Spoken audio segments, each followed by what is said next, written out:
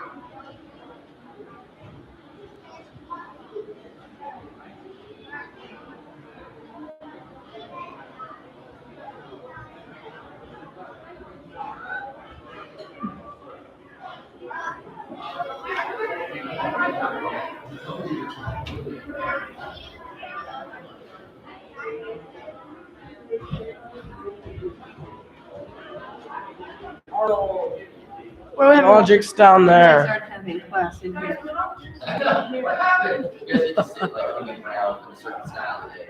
Really? I'll let you know.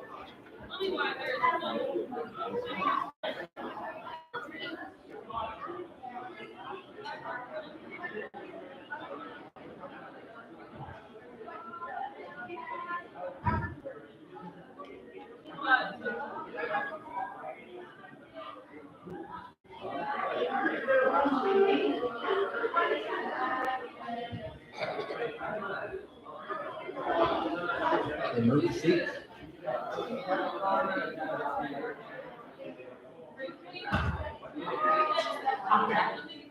They want to funnel everything towards the middle.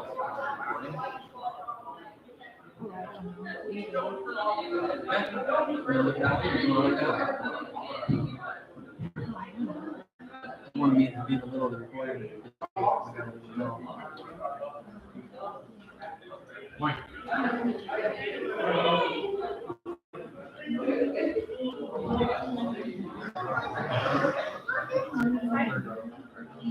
Where are you on?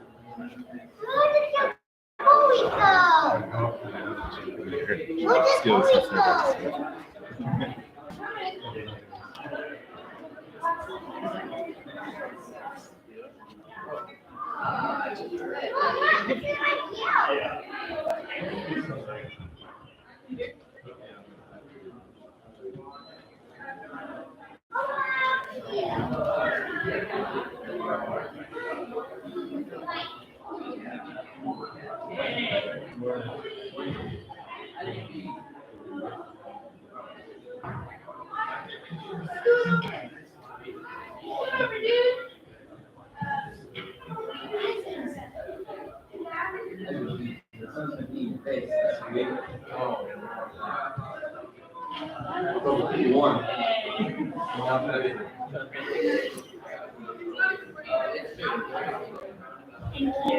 That's why they call it like the invisible hat.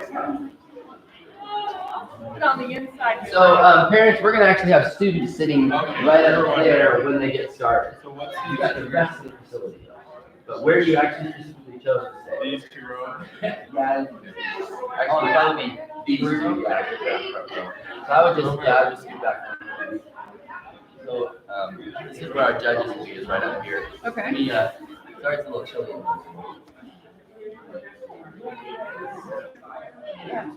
These two rows are not.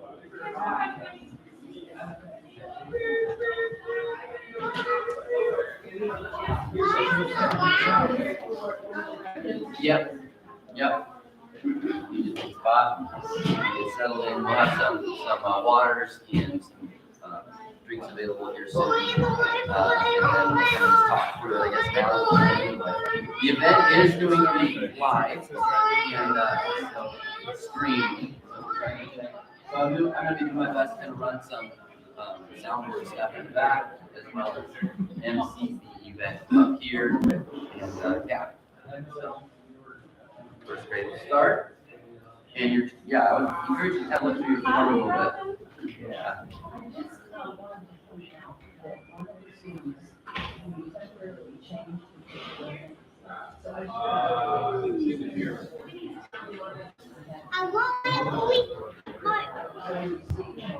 Not really grossed out. Not anymore.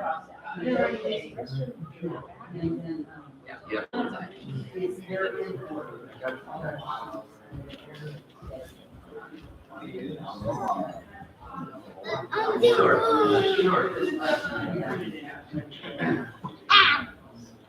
Sure. I'm gonna tap the microphone real quick. You can dial in which one it is.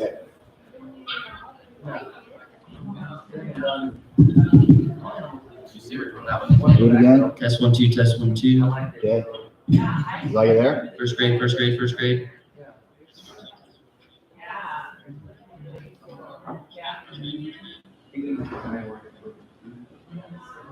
Okay, so we're channel 4 there.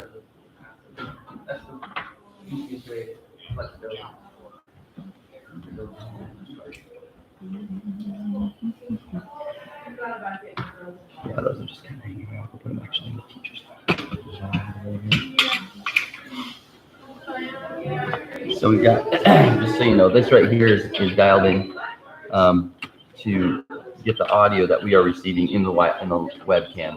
So yeah, so it's all just coming through this speaker right now. And the speakers are on. Yeah. Okay. Yeah. All right. Yeah. So yeah, if you want to be back there, that's great. Yeah.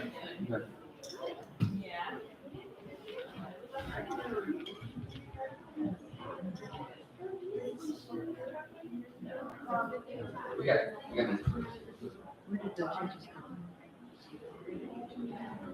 I think it's the only thing that's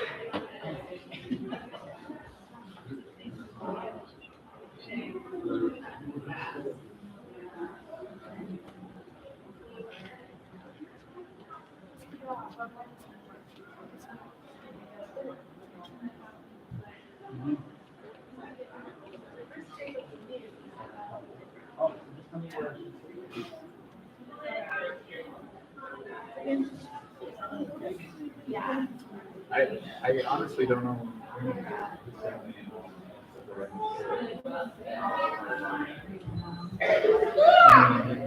Sit down, Mama. Sit down, Mama. Sit down. I just go back.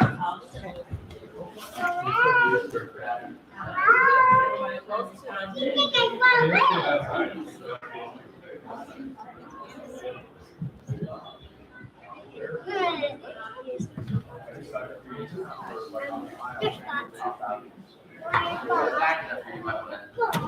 I read, someone sent me the package. Good deal. Okay, so you got one of these spots I think is you. Maybe the one on the right, I think, or the middle. Take the middle one if you want. I like the end. Okay, sounds good.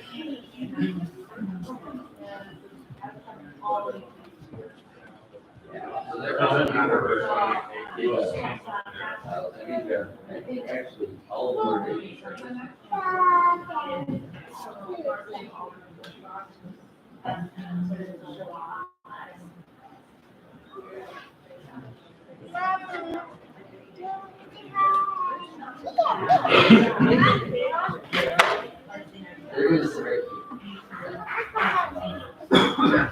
Mom, where are you going? so Ben, there's quite a delay on the audio versus live feed. Oh, interesting. Like, Did you start it? like 30 seconds probably.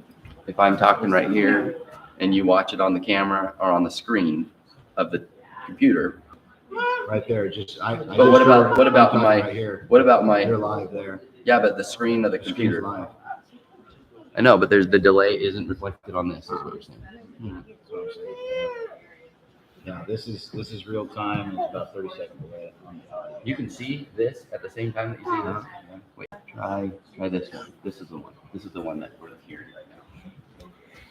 No, not Okay, fine. so the screen and the audio are dialed in, are lined up, screen and audio, movement. Yeah, Okay, so that's the one. Judging. That's cool. Hey, Mike. I've never been able to do anything before, but I've noticed. Oh, good. You were listening to us. Thank you. Mike Hill's watching us live discuss the delay. So he's calling to let us know. okay. I'm always ready to quit. Right up. Are you? That's too funny. You know, it's such a ministry. It's blessing so many people. I think it's the wave of the Yeah, okay.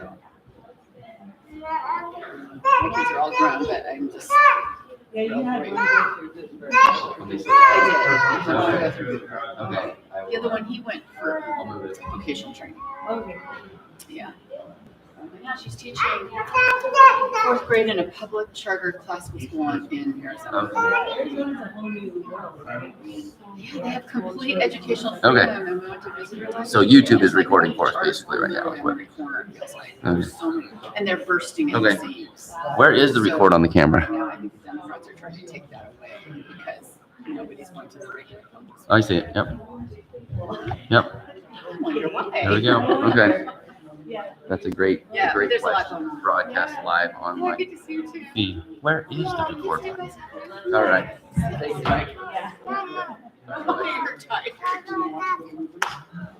So I'm going to scoot this to here. And I'm going to take it at a little bit of an angle so that when people are walking down the center.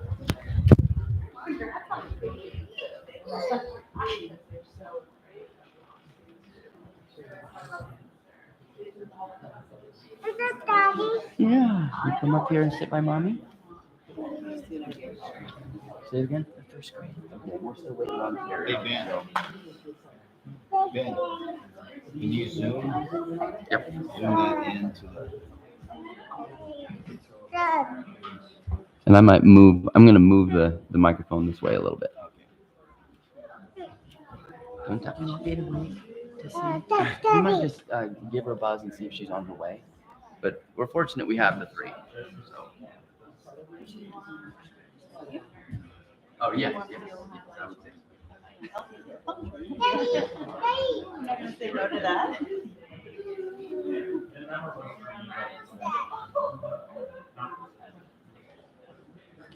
You get a tan. Yeah. Tan. You're good. From the chair, yeah. It was with the World on Passport, IG.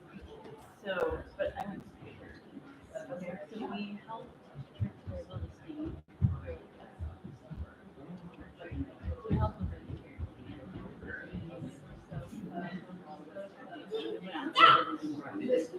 Thank you guys so much for being here with us. All the technical things, Yeah. I think, are behind us now. We do have our third judge this evening. This is probably the show. So I think she can take your spot. It's not that. She was scheduled, the three of you were scheduled, and Mrs. Stratton got here early. Oh, So she's, I'm just letting Carrie know. I was up there, I was like,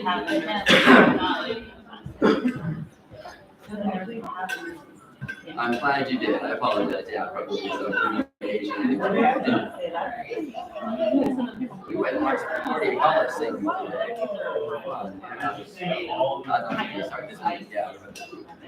Hi, Terry. Good morning. Oh, I'm sorry. You got out there for a while? Oh, probably just because we're giving it off. Yeah, I'm sorry. Okay. So you're in the front, that's the front over there. Yes, you go up here. Left hand side. And you exit on that side. Okay?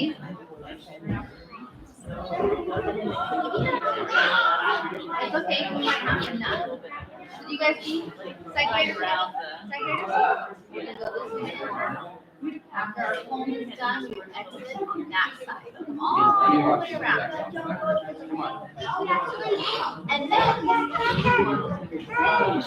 what we're gonna do.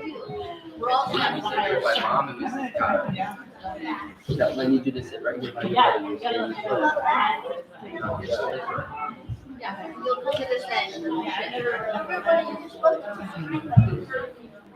No, the sweater, that's what's tomorrow. I know. I've never signed it. All right, can I get everybody's attention real quick, please? Very grateful to have all of the parents supporting and all of our judges here with us.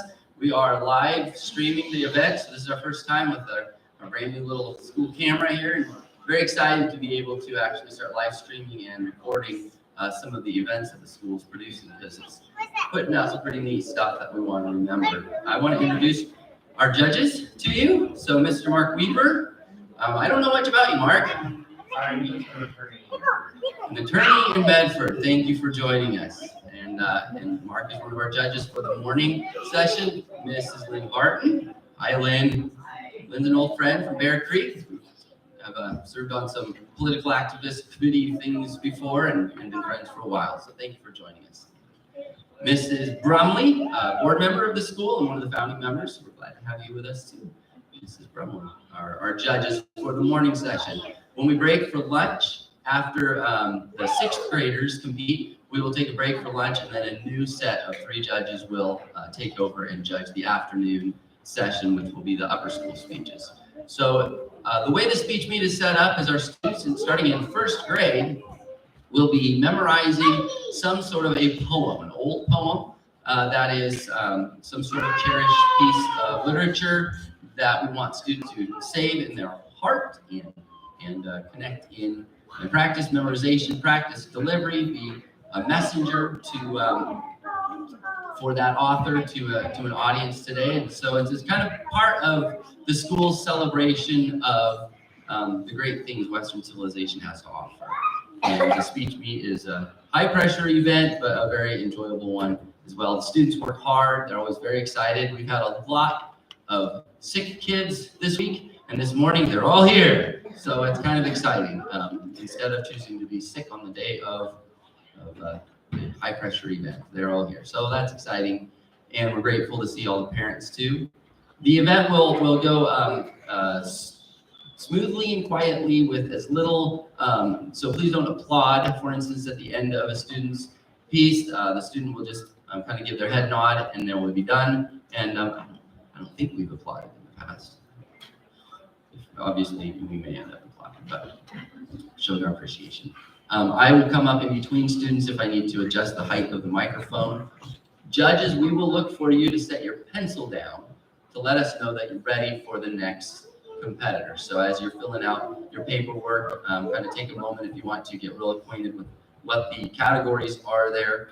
And then the students will come up and say their name, their grade, the name and author of the piece, and then they'll give their speech or their poem. And then when they're done, they will exit and you will finish your paperwork. When you set your pencil down, the next one will be ready to go. So that's the way we'll do it. Starting in 1st grade, we've got several observers. This is good.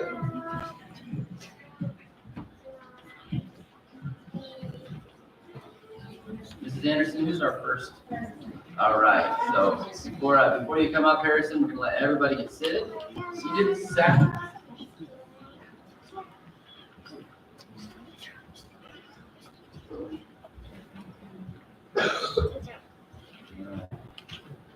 All right, ladies and gentlemen, the 2024 speech meets.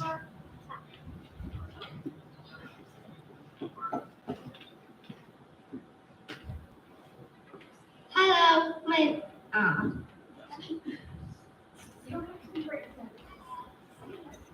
You're good. Let me tilt it down just a little bit so it's not right. All right. There you go. Now.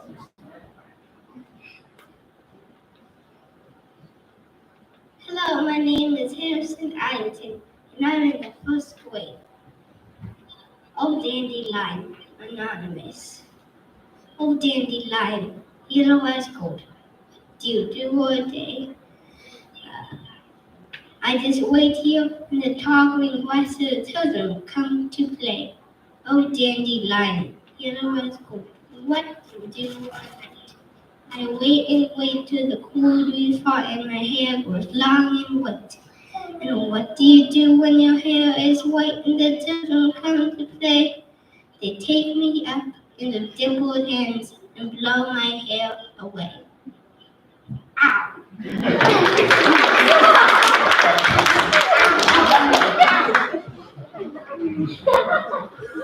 You have my permission to applaud.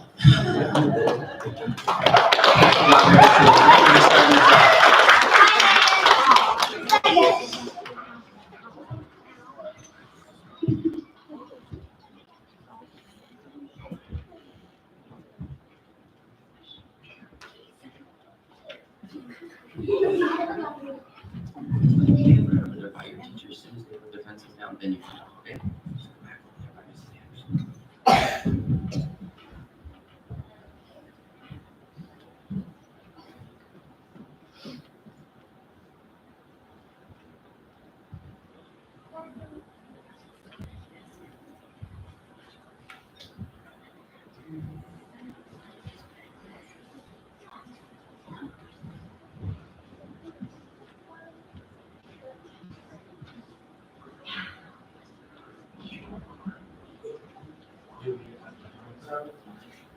No, you don't need to do that.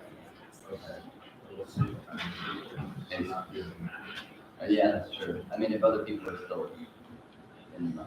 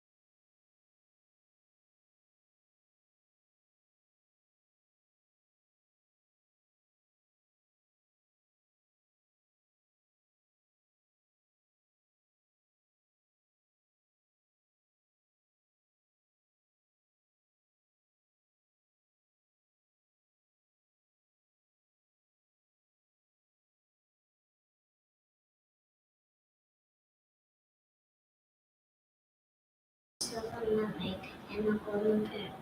The king of Spain's daughter, she came to see me, and all the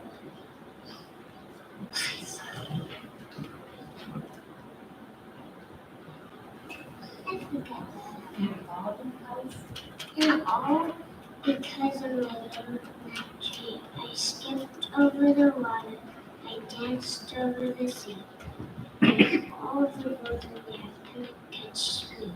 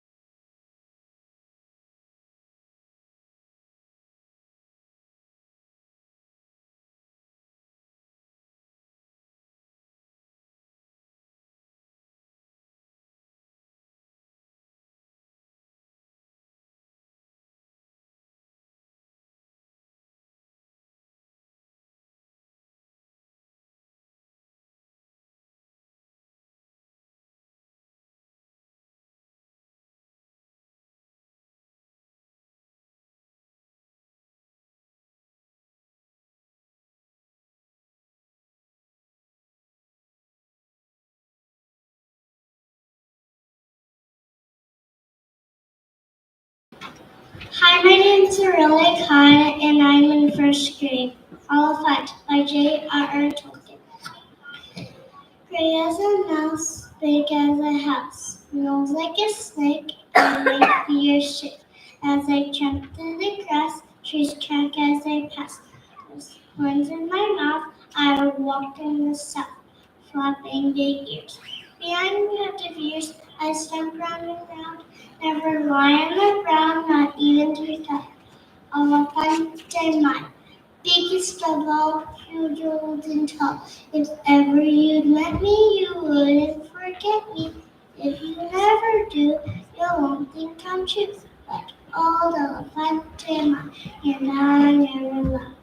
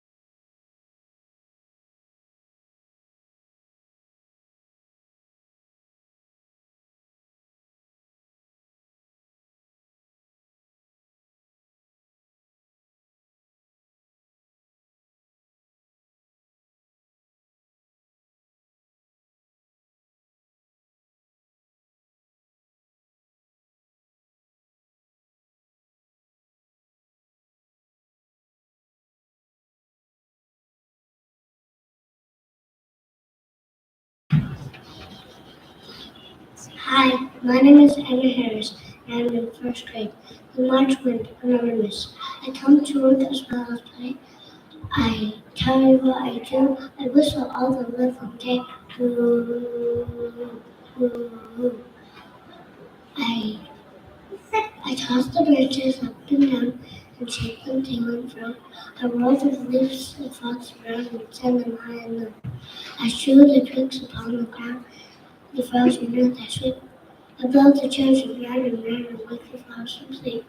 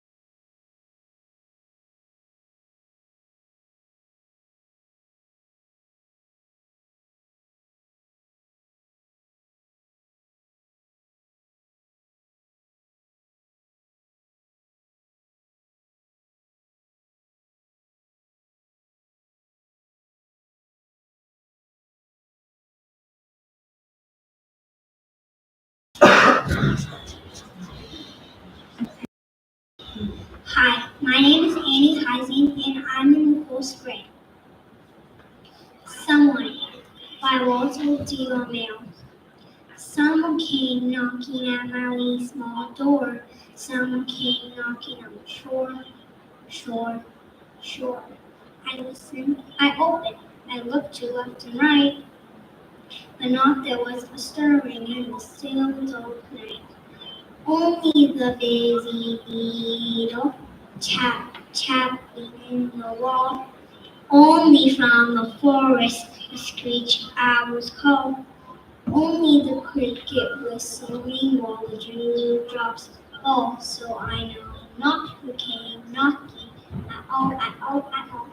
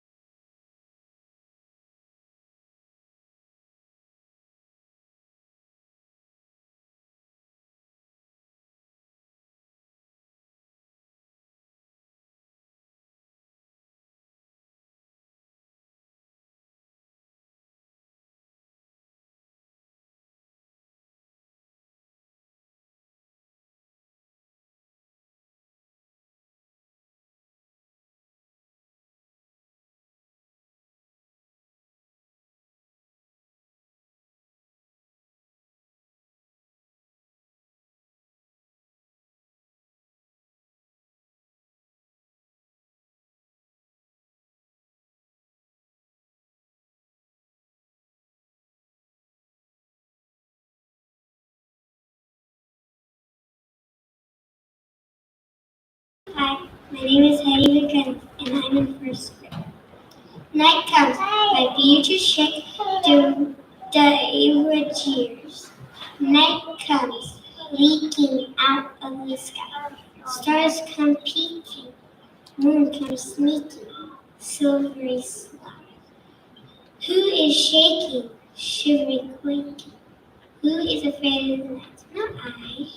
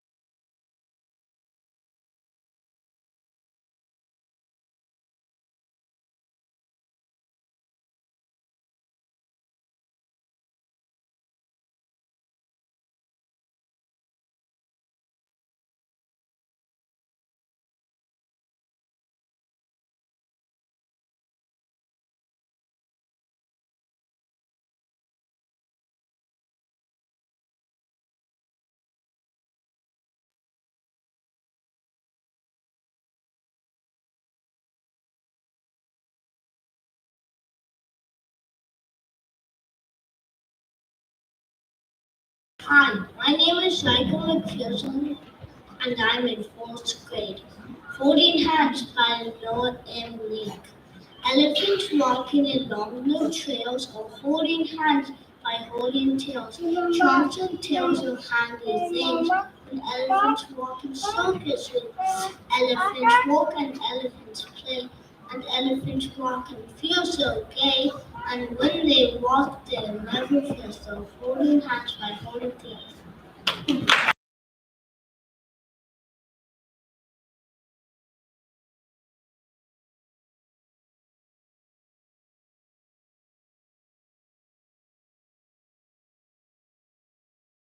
All right, another round of applause for our first graders. A lot of pressure on the first grade class to get us started, so nice job. Thank you, Mrs. Anderson. Second grade, you're gonna take their spot here in these couple of open rows.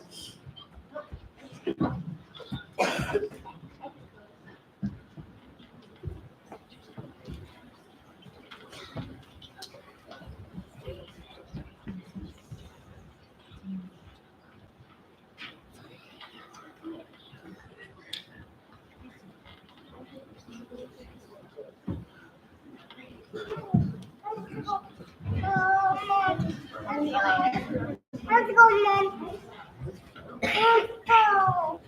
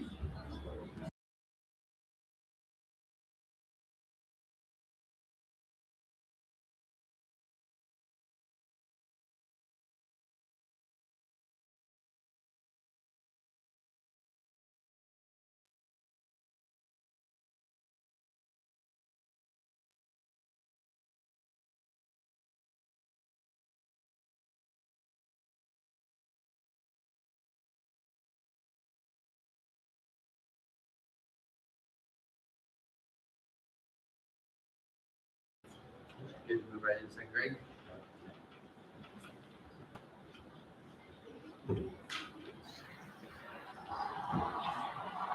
All right, I think we are going to begin the second grade class now.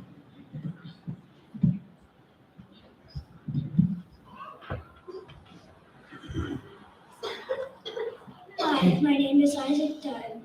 I'm in the second grade class, Wintertime by Robert Louis Stevenson. Late lies the wintry sunlight, a frosty, fairy sleepyhead, blinks but an hour or two, and then a blood-red horn sets again. Before the stars have left the sky, at morning I rise, and shivering in my nakedness by the cold candle, bathe and dress. Close by the jolly fire I sit, to warm my frozen bones a bit. Or with a reindeer sled, explore the cold countries round the door. When I go out, my nurse doth wrap me in my comforter and cap. The cold wind burns my face and blows its frosty pepper up my nose. Black are my steps on silver shod, thick blows my frosty breath abroad, and tree and house and hill and lake are frosted like a lake.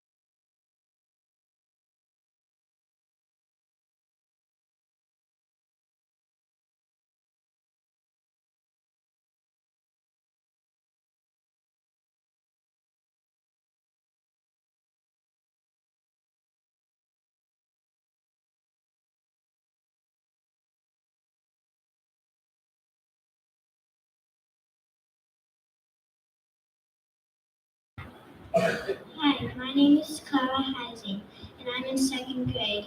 The Sun Travels by Robert Louis Stevenson. The sun is not so bad. When I upon my pillow lie, stare around the earth his way he takes, and morning after morning makes, while here at home in shadow lay, we round the sun in garden play, each little sleepy head is being kissed and put to bed. When at eve I rise and see day dawns beyond the Atlantic Sea, and all the children in the west are getting up and being dressed.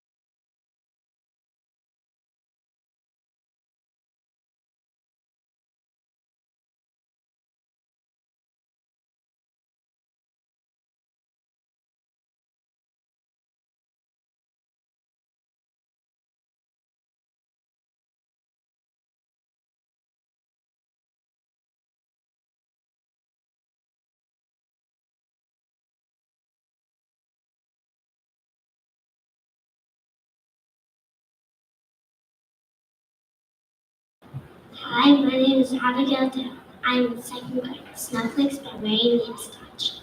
Whenever a snowflake leaves the sky, it turns to say goodbye. Goodbye to clouds, so cool and gray, and lightly travels on its way.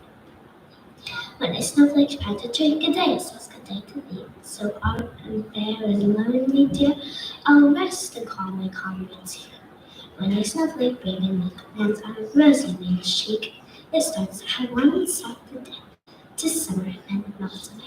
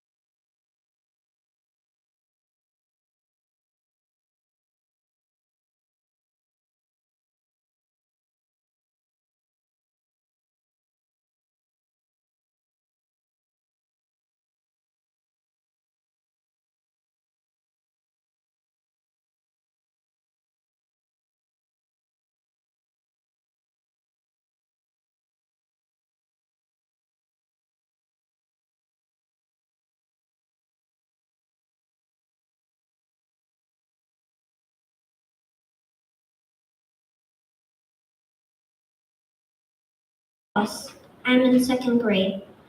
The Lamplighter by Robert Louis Stevenson. My tea is nearly ready and the sun has left the sky. It's time to take the window to see Leary going by. For every night at tea time, before you take your seat, with lantern and with ladder he comes posting up the street. Now Tom would be a driver and Maria go to sea, and my papa is a banker and as rich as he can be. And when I am stronger, when I am stronger, and choose what I'm to do, oh Leary, I'll go around and light the lamps with you. For we are very lucky, with lamp before the door, and as he stops to light it, as he lights so many more. And oh, before you hurry, with ladder and with light, oh Leary, see a little child and nod to him tonight.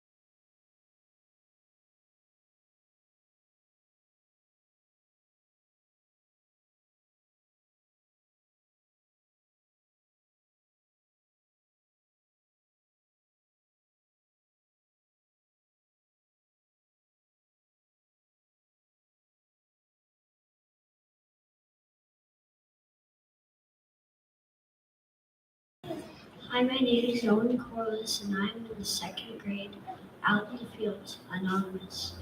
Oh, no cares that threaten me, I lost them yesterday, among the fields above the sea, among the winds that play, among the lowing of the herds, the rustling of the trees, among the singing of the birds, the humming of the bees. The foolish fears of what might pass, I cast them all away, among the clover scented grass, among the newborn hay. Among the hushing of the corn where drowsy poppies nod, where ills thoughts dying, good are born, out in the fields of God.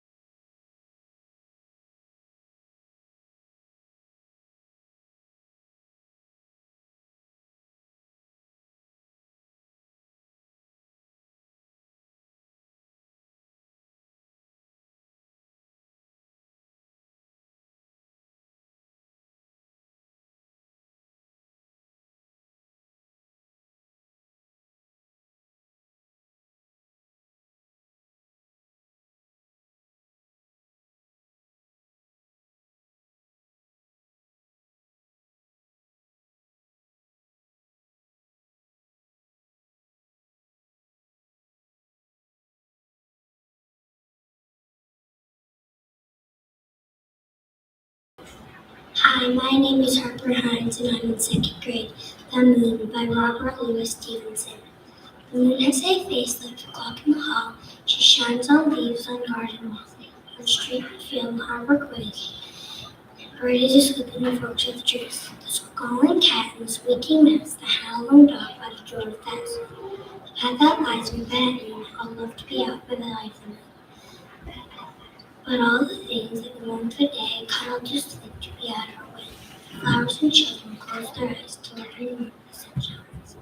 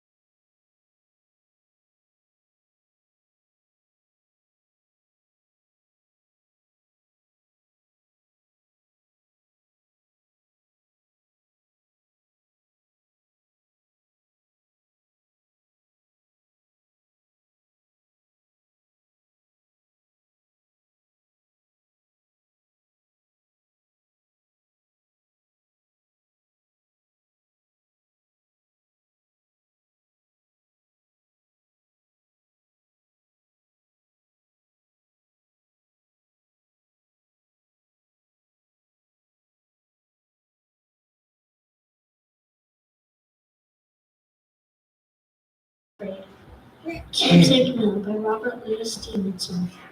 Over the borders, a sin without pardon, breaking the branches and crawling below, out through the breach of the wall of the garden, down by the banks of the river we go. Here's the mill with the humming of thunder, here's the where with the wonder of home, here's the sluice with the whiz running under, marvelous places through Haiti to home.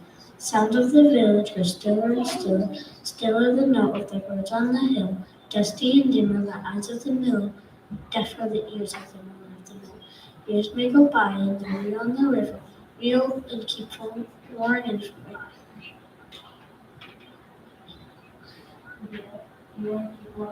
reel and keep roaring and foaming forever, long after all the boys are away. Home from the Indies and home from the ocean, heroes and soldiers again shall come home. Still we shall find the old mill wheel in motion, turning and churning that river to flow. You was the being that gave room and curled, I was the marvel of Saturday lost. Honored and all gaily apparelled, here we shall meet remembered.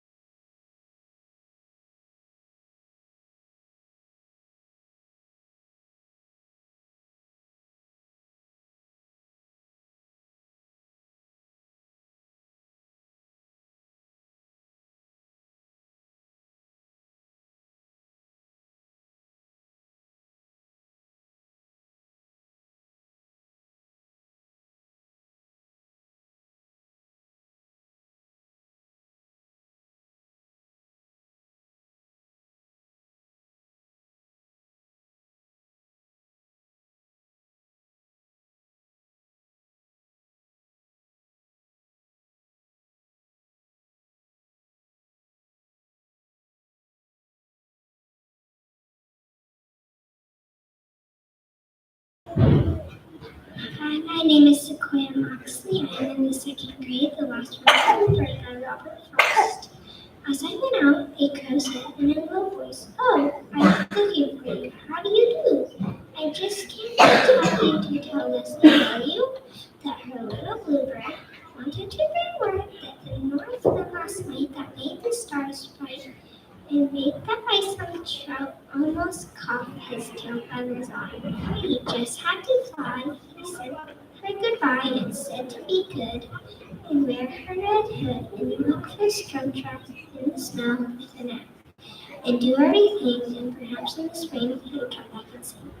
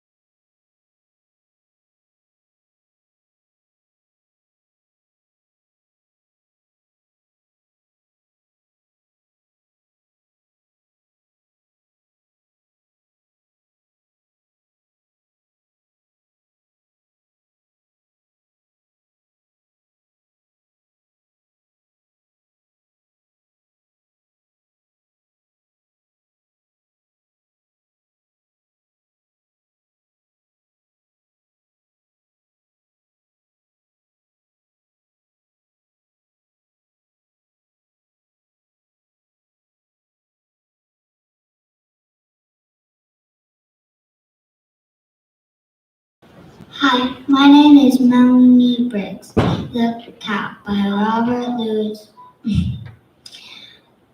Hi, my name is Melanie Briggs. I'm in second grade. The Cat by Robert Louis Stevenson. The friendly cow, all red and white, I love with all my heart. She gives me cream with all her might to eat with appetite. She wanders roaming here and there, and yet she cannot stay. All in the pleasant open air, the pleasant light of day.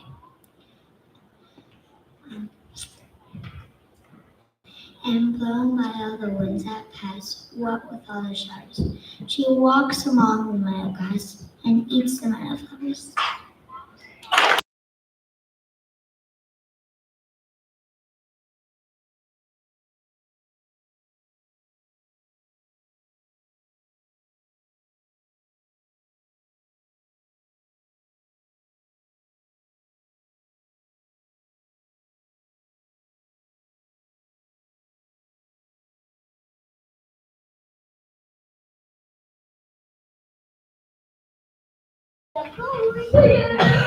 All right, thank you, second graders. Another big round of applause for Mrs. Berman and the second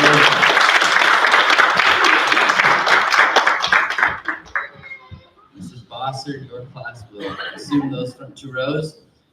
We'll give the judges a quick break before we jump back in. Stop it.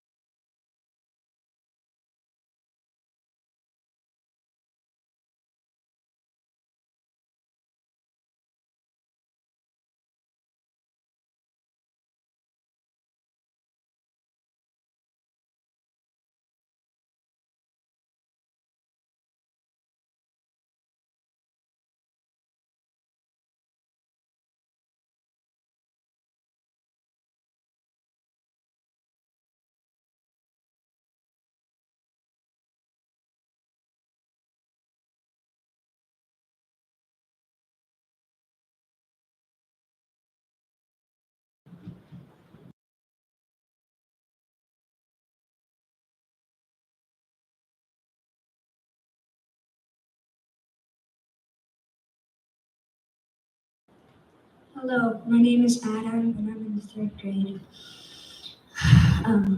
Table Manners by Gellert Burgess. The goops they lick their fingers and the goops they lick their knives. They spill their broth on the tablecloth. Oh, they lead disgusting lives. The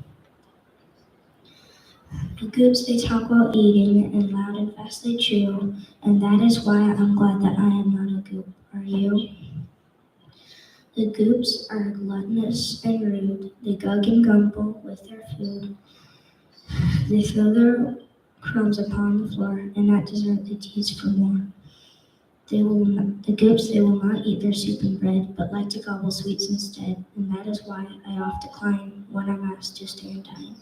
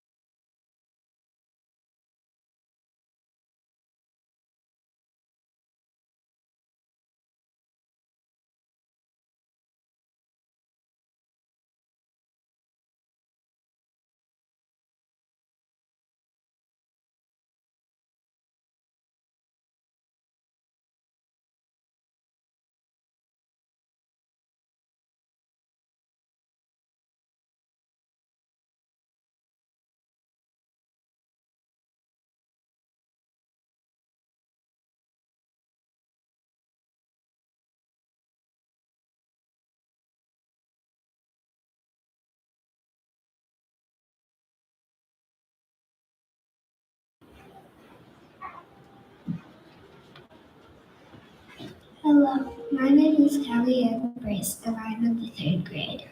Dear March, Come In by Emily Dickinson. Dear March, come in, how glad I am. I looked for you before. Put down your hat, you must have walked. How out of breath you are. Dear March, how are you? And the rest? Did you leave nature well? Oh, March, come right upstairs with me. I have so much to tell. I got your letter and the birds. I was never knew. Thank you for coming, I declare. How red their faces grew. But March beginning at all those hills, you left for me to heal. There was no more suitable. You took it all with you. Who knocks that I unlock the door? I will not be pursued. He stayed away at usual call when I am occupied. But trifles look so trivial as soon as you have come. The bird was just as dear as praise, and the praise is spirit's play.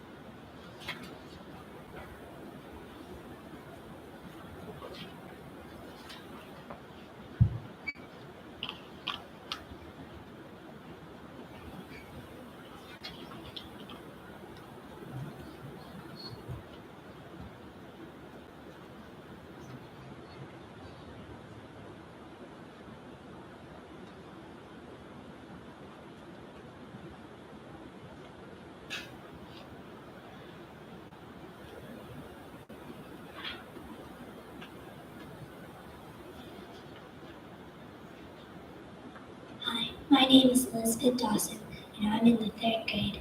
The Swing by Robert Louis Stevenson. How do you like to go up in a swing, up in the air so blue? I do think it the pleasantest thing ever a child can do. Up in the air, over the wall, till I can see so wide. Rivers and trees and cattle and all over the countryside. Till I look down in the garden green, down on the roofs of brown. Up in the air, go flying again, up in the air and down.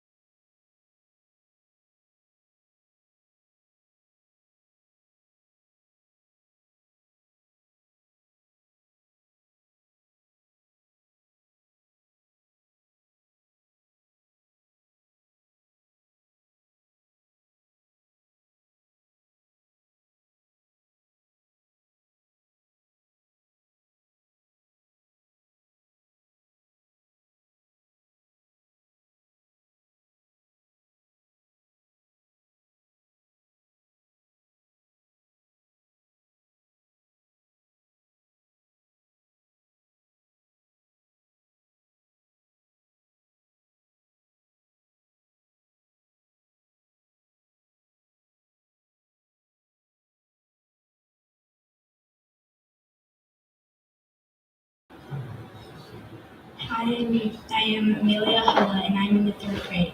Mary's Lamb by Sarah Jessica Hale.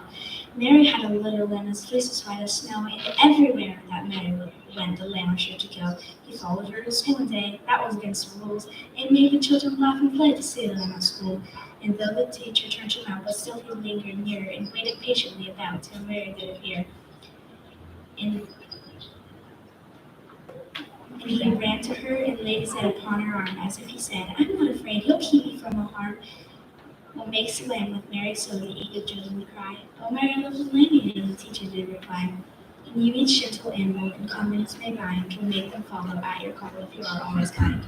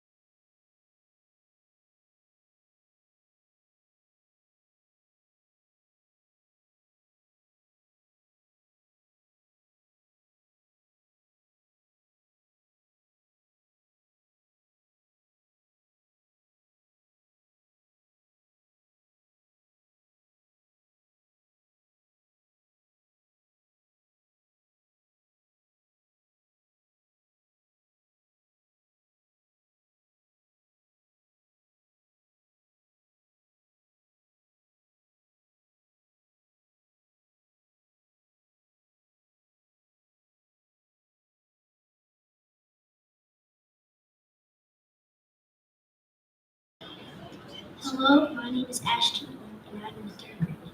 A Tiger's Tale, written and illustrated by John Bennett. There was once an ancient Grecian boy who played on the fiddle. Sometimes high, sometimes low, sometimes mean. When all day long beneath his shade, he would strike towards him rapid. But what did you do when you play? Searching for God. 3 tigers got in the nutties, came from the gloomy wood, intent to slay the fiddle, which was to kill. So when the woods they filed to how the music beguiled. They sat there and softly and smiled, as only tigers could. And thus beguiled, they smiled nightly over one day, until at length there was not another picture of it. What happened then I do not know, I was not there to see. But what never sure was it. Can tigers be opposed to birds? Somewhere in the silver spring. That's where her princess be.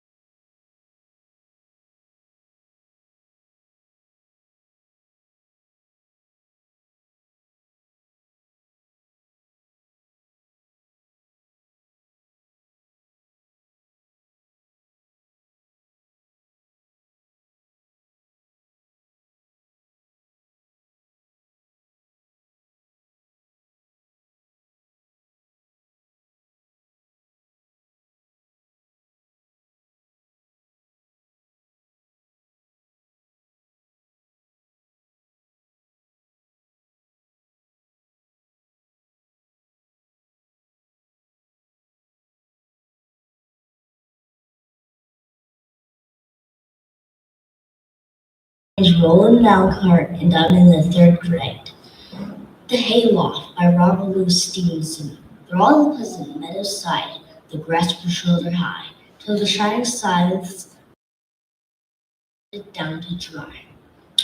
Those green and sweet smelling crops, they led the wagons home, and piled them here in the mountain tops, for mountaineers to roam. Here's Mount Clear, Mount Rusty now, Mount Eagle and Mount High.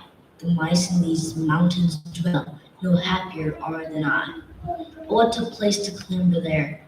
Oh, what a place for play! The sweet in the dusty air, the happy hills of hay.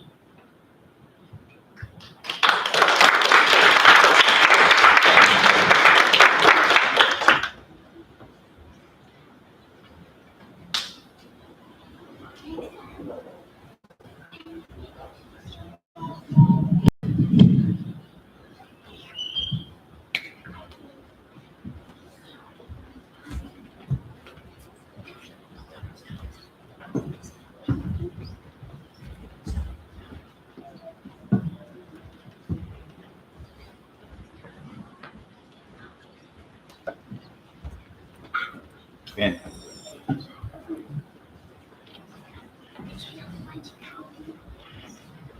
It's not coming. That's it.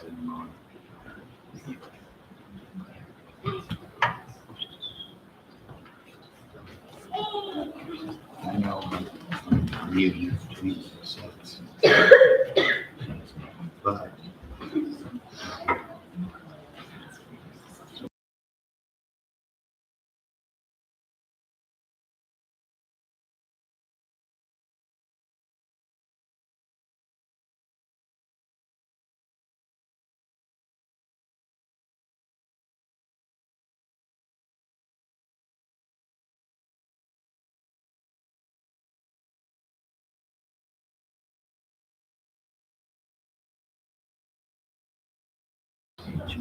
Hi,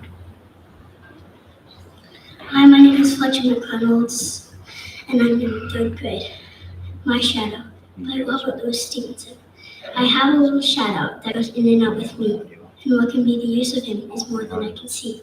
He's very, very like me from the heels up to the head, and I see him jump before me when I jump into my bed.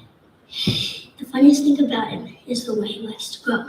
Not at all like Paw Children, which is always very slow. He sometimes shoots up taller like an Indian rubber ball, and he sometimes gets so little that there's none of him at all.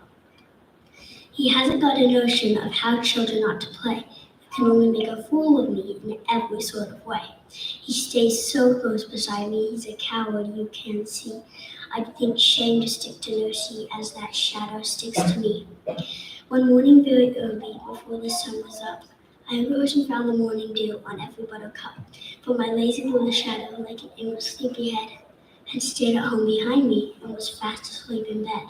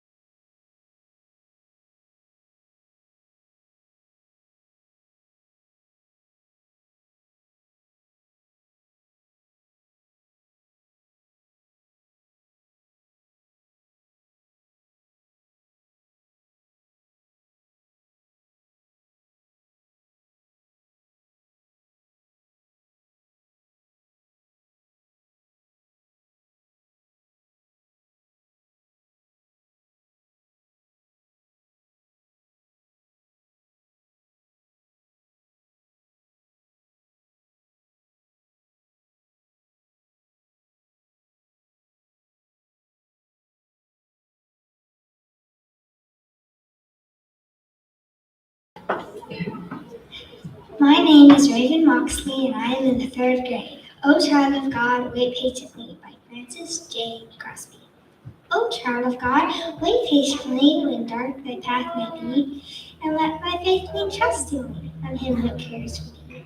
And though the clouds hang drearily upon the brow of night, yet in the morning joy will come and fill thy soul with light. O child of God, he loveth thee, and thou art all his own. With gentle hands he lead thee, thou dost not walk alone. And though thou watchest wearily the long and stormy night, yet in the morning joy will come and fill thy soul with light. O child of God, how peacefully he calms thy fears and draws the tender upwardly where dwells the pure and blessed.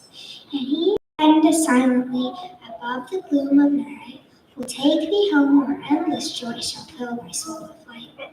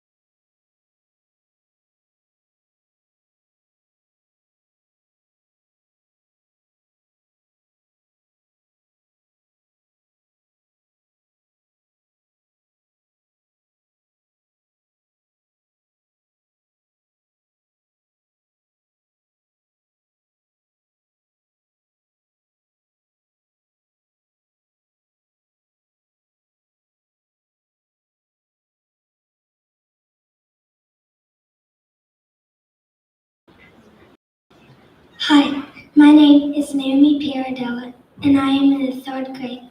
Twinkle, Twinkle, Little Star by Jane Taylor. Twinkle, twinkle, little star, how I wonder what you are. Up above the world so high, like a diamond in the sky. When the blazing sun is gone, when ain't nothing shines upon, then you show your little light. Twinkle, twinkle all the night. Then the traveler in the dark thanks you for your tiny spark. How could he see where to go if you did not twinkle so in the dark blue sky? You keep often through my conscience peep, for you never shut your eye till the sun is in the sky. As a white and tiny spark, like the traveler in the dark. Though I know not what you are, twinkle, twinkle, little star.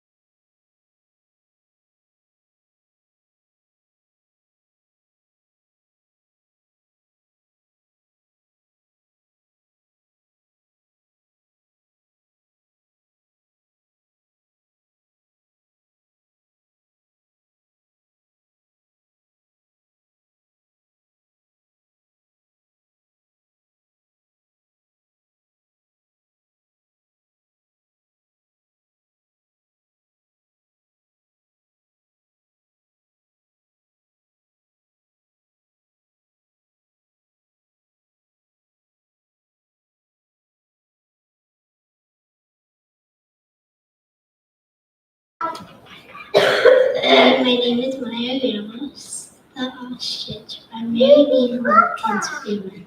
The ostrich is a silly bird with scarcely any mind. He often runs so very fast he leaves himself behind. And when he gets the house to stand and he can go up tonight, without a blessed thing to you until it comes in sight.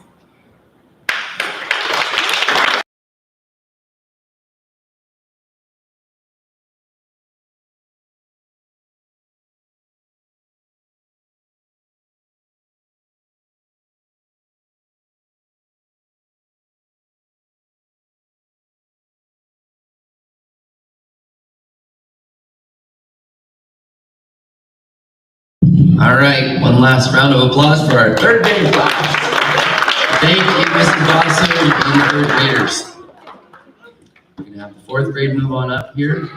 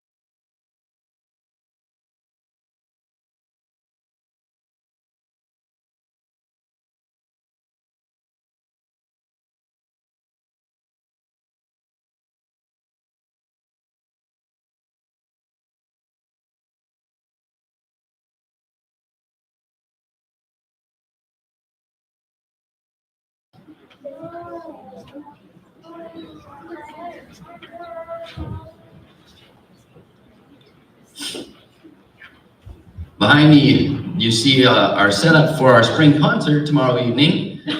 One of the exciting things is that this last couple of years, we've been able to add band to our program. So our 5th and 6th graders are going to be starting our spring concert with some tunes, and then our upper school band will play some songs. So join us tomorrow evening at 6:30 to catch some of that. All right. Without further ado, 4th grade class is going to continue on. Thank you so much, judges. You're working hard and doing good.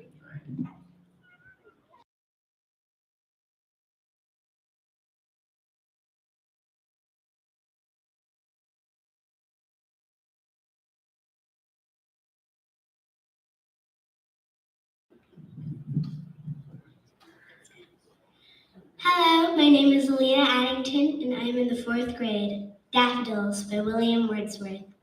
I wandered lonely as a cloud that floats on high o'er vales and hills, when all at once I saw a crowd, a host of golden daffodils, beside the lake, beneath the trees, fluttering and dancing in the breeze. Continuous as the stars that shine and twinkle on the Milky Way, they stretched in never-ending line along the margin of the bay. 10,000 saw at a glance, tossing their heads in a sprightly dance. The waves beside them dance, but they outdid the sparkling waves in glee. A poet could not but be gay in such a jocund company. I gazed and gazed, but little thought that what the show to me had brought. For often on my couch I lie, in vacant or in pensive mood, they flash upon that inward eye, which is the bliss of solitude. And then my heart with pleasure fills and dances with the daffodils.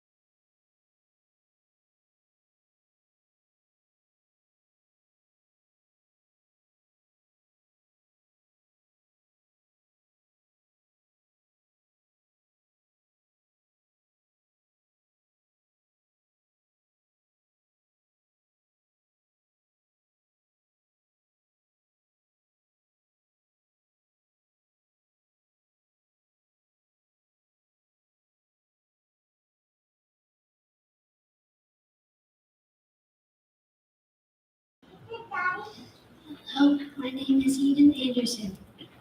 I am in the 4th grade. The Prayer to Spring by Robert Frost. Give us pleasure in the flowers today, and give us not the things so far away. As you search and harvest, keep us here in the simply spring of the year. And give us pleasure in the orchard light, like nothing else, like day, like goes by night. And make us happy in the darting birds, and sunlight above the bees are heard. And meteors at rest in the needle bells, and of a blossom in the mine air stand still. For this is love, and nothing else is love. This is reserved from God above. To sanctify our ways far ends, He will, but which only needs that we will fulfill.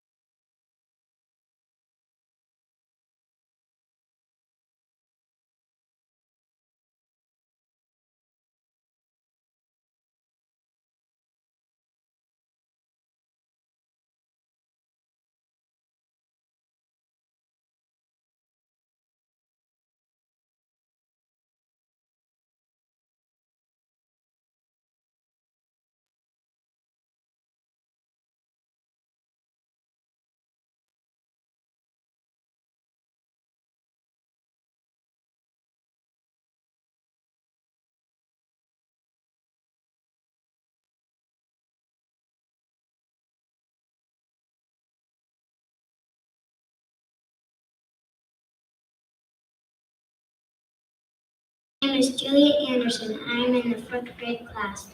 The Land of Counterpane by Robert Louis Stevenson. When I was sick, I lay in bed. I had 2 pillows at my head, and all my toys beside me lay to keep me happy all the day. And sometimes for an hour or so, I watched my legion soldiers go, with different uniforms and drills, among the bedclothes through the hills. And sometimes sent my ships and fleets all up and down among the sheets, or robbed my trees and houses out, and planted cities all about. I was the giant great and still, who sits upon the hill, and sees before him dale and plain, the pleasant land of Counterpane.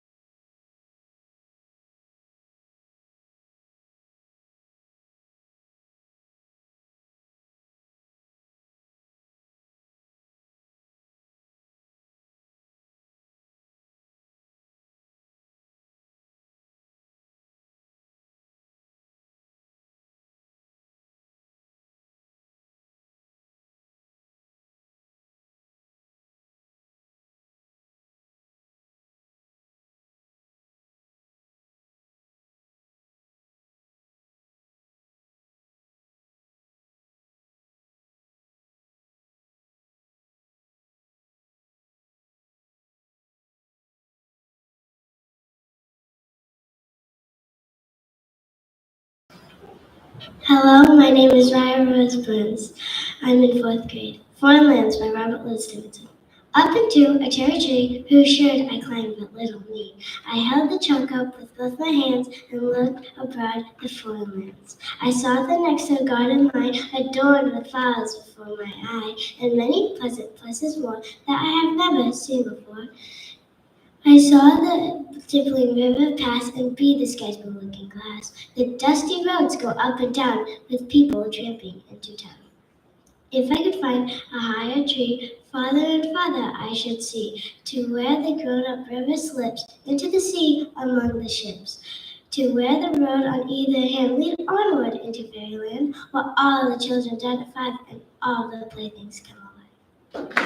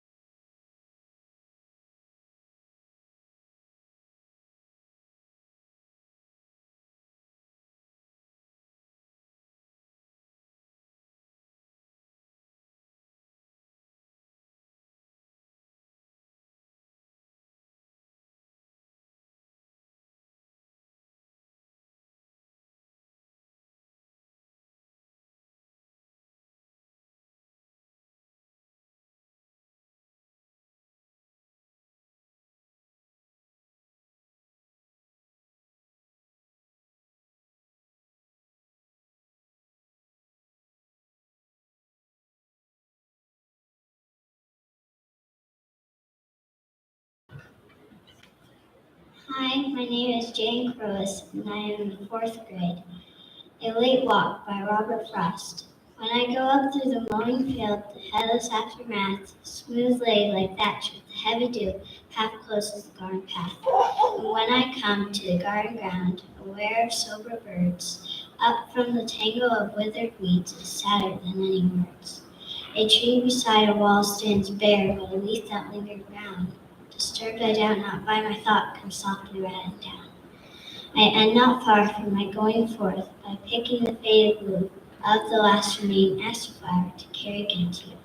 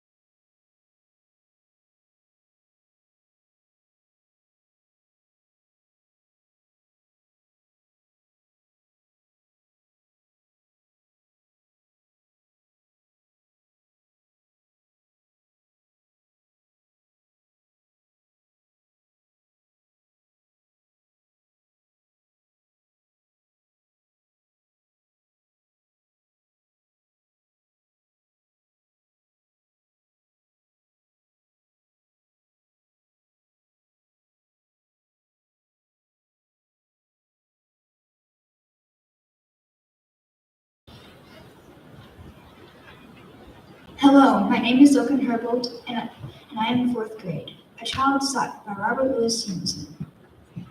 At 7, when I go to bed, I find such pictures in my head. Castles with dragons prowling around. Gardens where magic fruits are found. Fair ladies prisoned in a tower, or lost in Jesu's bower. Or gallant horsemen ride by streams that border all the same dreams. I find so clearly in my head. At 7, when I go to bed. At 7, when I begin, the magic land I seek in vain. The chair stands where the castle frowned. The carpet hides it on the ground. No fairer strip across the floor. Boots, and not horsemen flank the door. And where the rooster flickering round is now a bath and water can. I seek the magic land in vain. At 7, when I begin.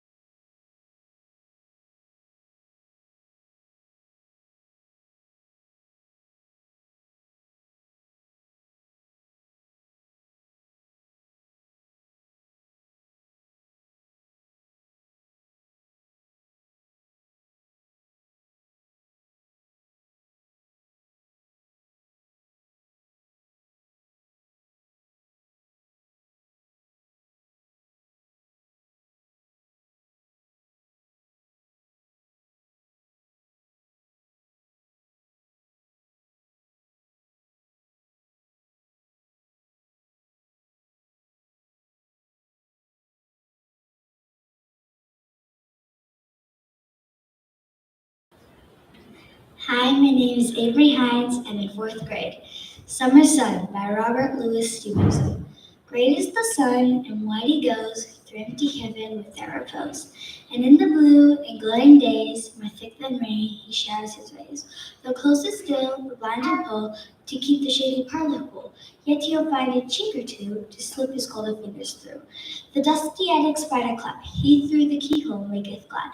And in the broken edge of tiles, into the ladder hayloft mass. Meantime his golden face around, he bears to all a garden ground, and sheds a warm, glittering look among the ivies in most nook. Above the hills, along the blue, around the bright air flitting true, to please the child, to paint the rose, the gardener of the world he goes.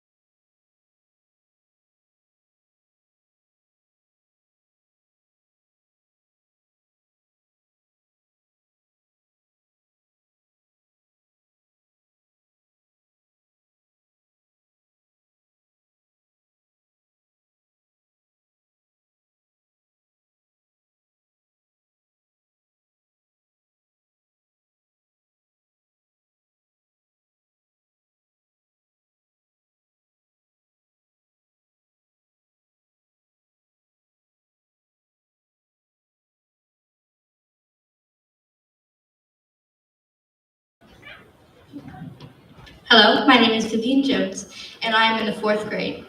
She Walks in Beauty by Lord Byron. She walks in beauty like the night of cloudless climes and starry skies, and all is best of dark and bright in her aspect and her eyes, thus mellowed too by tender light. which heaven to God he day denies. When shade the more, when ray the less, hath half compared the nameless grace, which waves in every raven tress, or softly lightens o'er her face.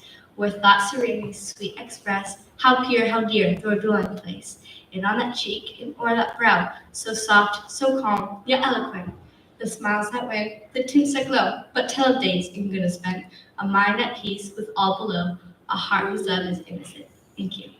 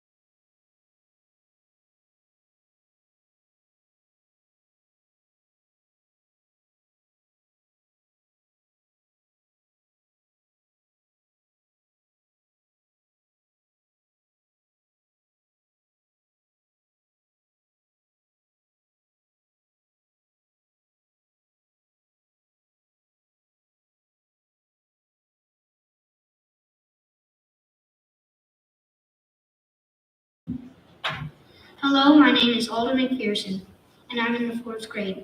The Sound of the Sea by Henry Wadsworth Longfellow. The sea awoke at midnight from its sleep, and round the pebbly beaches far and wide, I heard the first wave of the rising tide, rush onward with its uninterrupted sweep.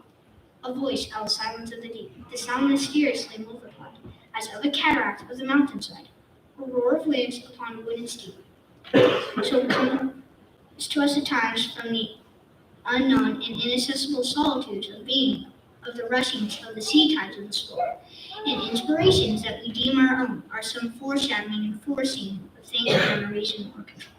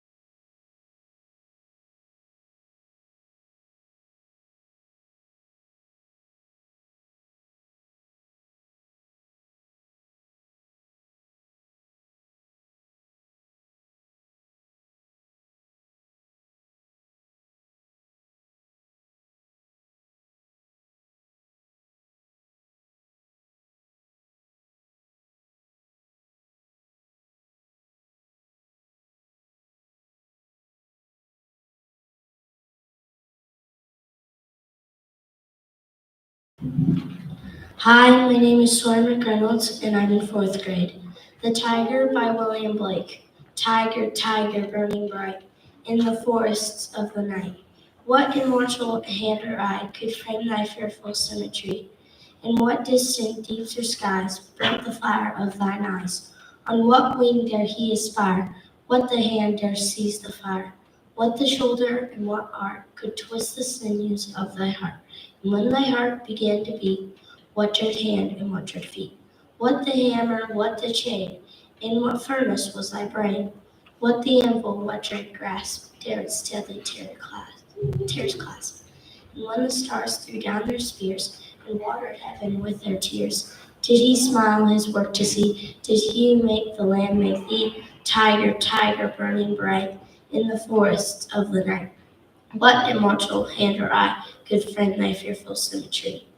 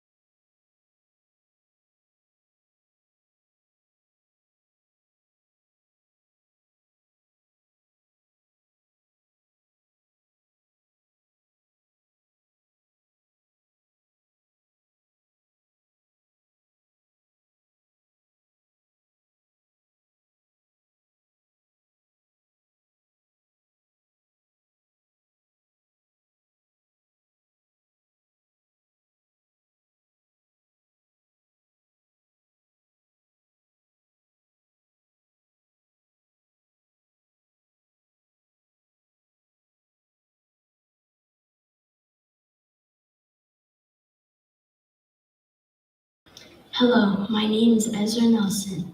Daybreak by Henry Wadsworth Longfellow. Came up out of the sea and said, "Oh, mist, make room for me." It hailed the ships and cried, "Sail on, ye mariners, the night is gone." It hurried landward far away, crying, "Awake, it is the day." It whispered to the fields of corn, "Bow down and hail the coming morn." It shouted through the belfry tower, "Awake, O bell, proclaim the hour." Across the churchyard with a sigh, and said, "Not yet," in quiet lie.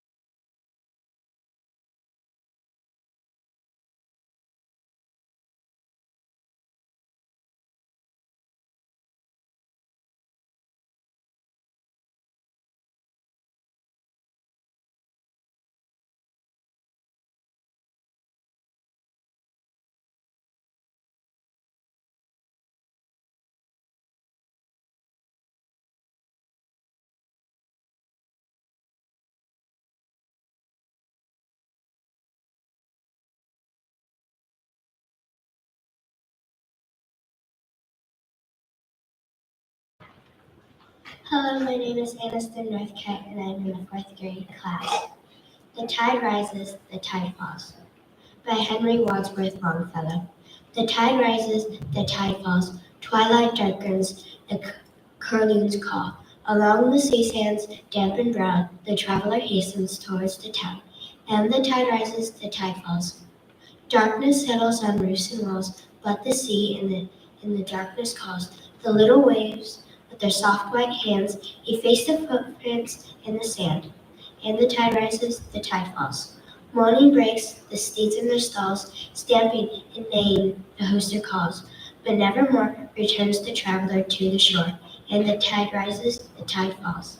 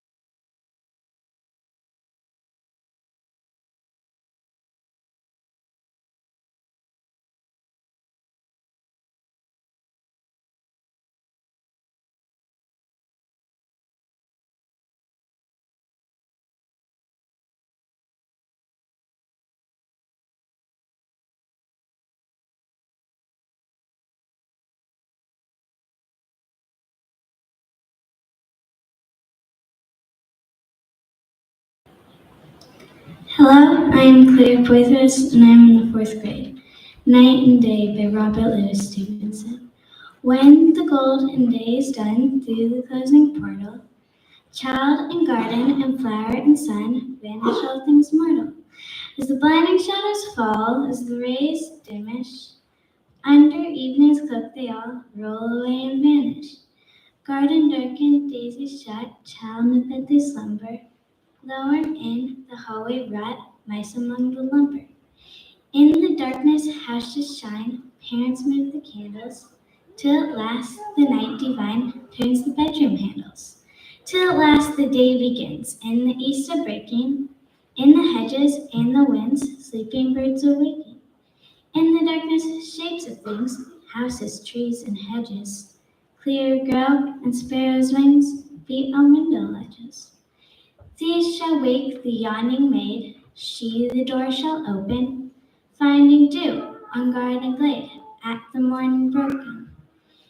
There my garden grows again, green and rosy painted, as at eve behind the pane, at my eyes it fainted. Just as it was shut away, twilight in the even, here I see it glow with day, under glowing heaven.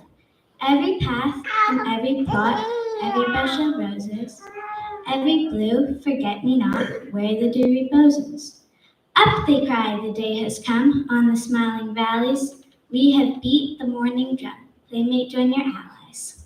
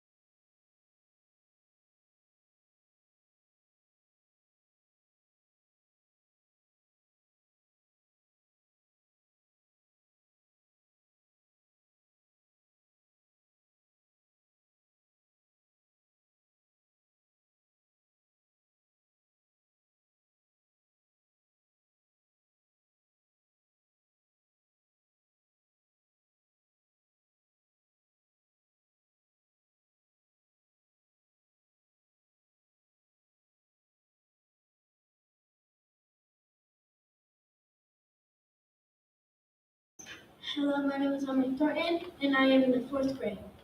Bed in Summer by Robert Louis Stevenson. In winter I get up at night, and just by yellow candlelight. In summer quit the other way, I had to go to bed that day. I had to go to bed and see the birds are hopping on the tree, and they go into people's feet to go and pass me on the tree. And it doesn't seem hard to you when all the sky is clear and blue, and it should like so much to play, but I have to go to bed that day. Thank you.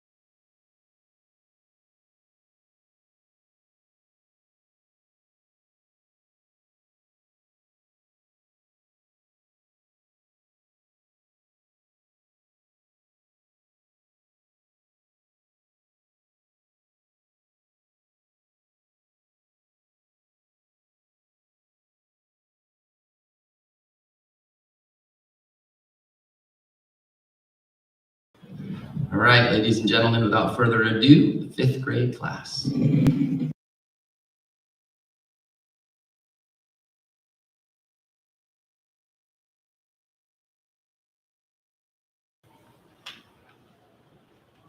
Hello, my name is Isaac Blanchard, and my poem is called He Maketh No Mistake by A.M. Overton. My father's way may twist and turn, my heart may throb and ache, but in my soul I'm glad I know He maketh no mistake. My cherished plans may go astray, my hopes may fade away, but still will trust my Lord to lead, for He doth know the way. Though night be dark and it may seem that day will never break, I'll pin my faith, my all in Him, He maketh no mistake. There's so much now I cannot see, my eyesight's far too dim, but come what may, I'll simply trust and leave it all to Him. For by and by the mist will lift, and plain it all He'll make. For all the way, though dark to me, He made not one mistake.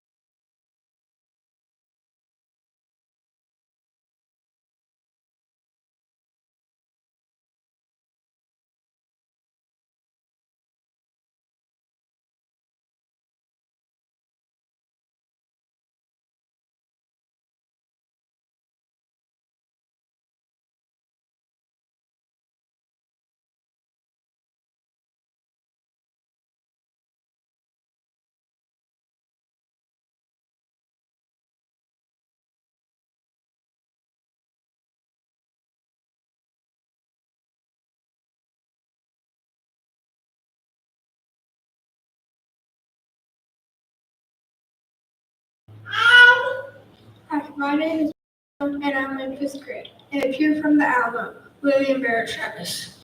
The Alamo in San Antonio, Texas, has become an American symbol of unyielding courage and self-sacrifice.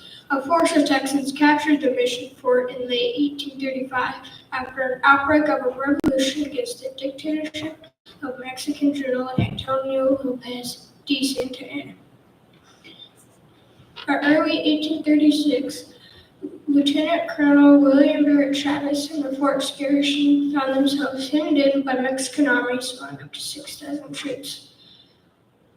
On February 24th, Travis dispatched couriers to nearby Texas towns carrying frantic appeals for aid. Fewer than 36 men picked their way through the enemy's lines to join the Alamo's defenders. The siege continued until March 6th when Santa Anna's forces overwhelmed the fort. The attackers was killed, some 180 men, including Colonel Travis, James Bowie, and Davy Crockett. Commandancy of the Alamo, Texas, February 24th, 1836. To the people of Texas and all Americans of the world, my fellow citizens and compatriots, I am besieged by 1,000 or more Mexicans under Santa Anna. I have sustained continual bombardment and cannonade for 24 hours and have not lost a man. The enemy has demanded surrender at desperation, otherwise the garrison is to be put to the sword if the fort is taken. I have answered the demand with a cannon shot. Our flag still waves proudly from our walls.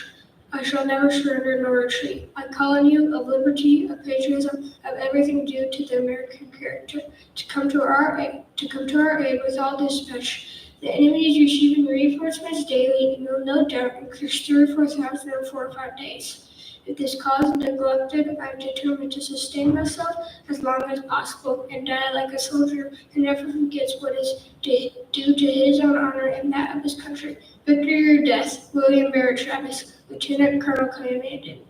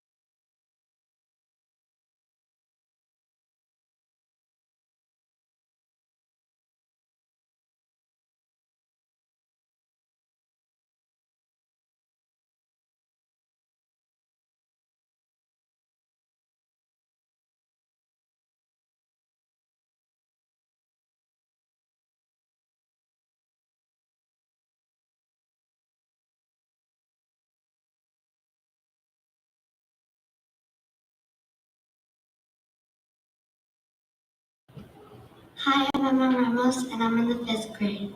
Our Lips and Ears by Anonymous. If you your lips could keep from slips, 5 things observe with care.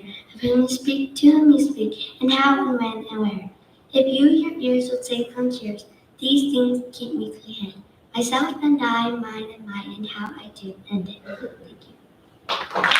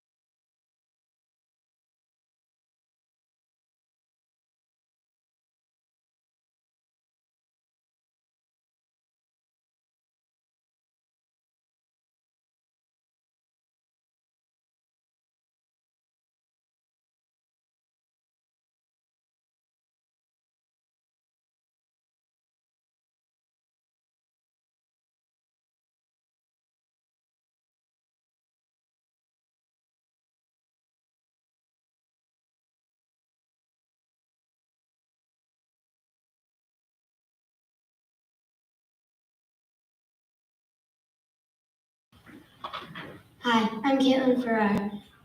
I'm in the 5th grade. Only a Dad by Edgar Gargest. Only a dad with a tired face, coming home from the daily race, bringing little of gold or fame to show how well he has played the game, but glad in his heart for his own rejoice to see him come and hear his voice. Only a dad with a brood of 4, with one of the 10 million men or more, playing along in the daily strife, bearing the whips and scorns of life, bearing it all. Only a dad.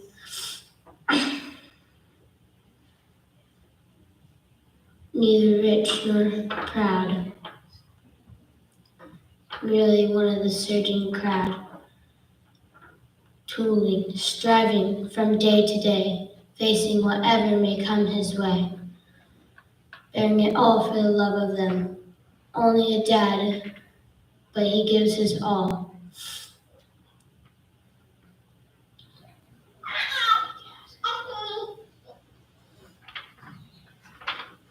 Smoothing the way for his children small, bringing with courage stern and grim the deeds that his father did for him. This is the line for him I pen, only a dad, but the best of men. Thank you.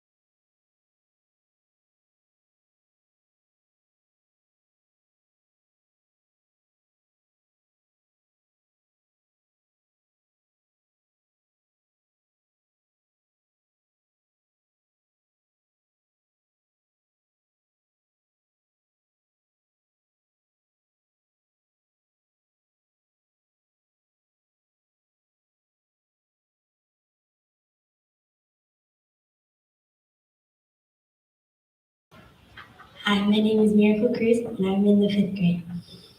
The end of the battle, Adrian Shaw and Tommy Leonard. When the agonizing pain receded a bit, Jack Gibbs was able to think again. I'll never make it home, he groaned. Not one piece in a bay. He sighed and tried to shift his body to a more comfortable position on the cold, rocky ground. He knew if he were to live at all, he must lie still. By the time they carted me back to the hospital, behind the lines he thought, I'll either have bled to death or been sucked right in sheet to take my leg off. And what husband would I be for Sue? A man with one leg.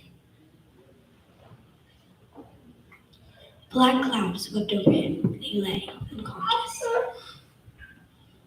When he opened his eyes again, Jack was sure he had died and gone to heaven.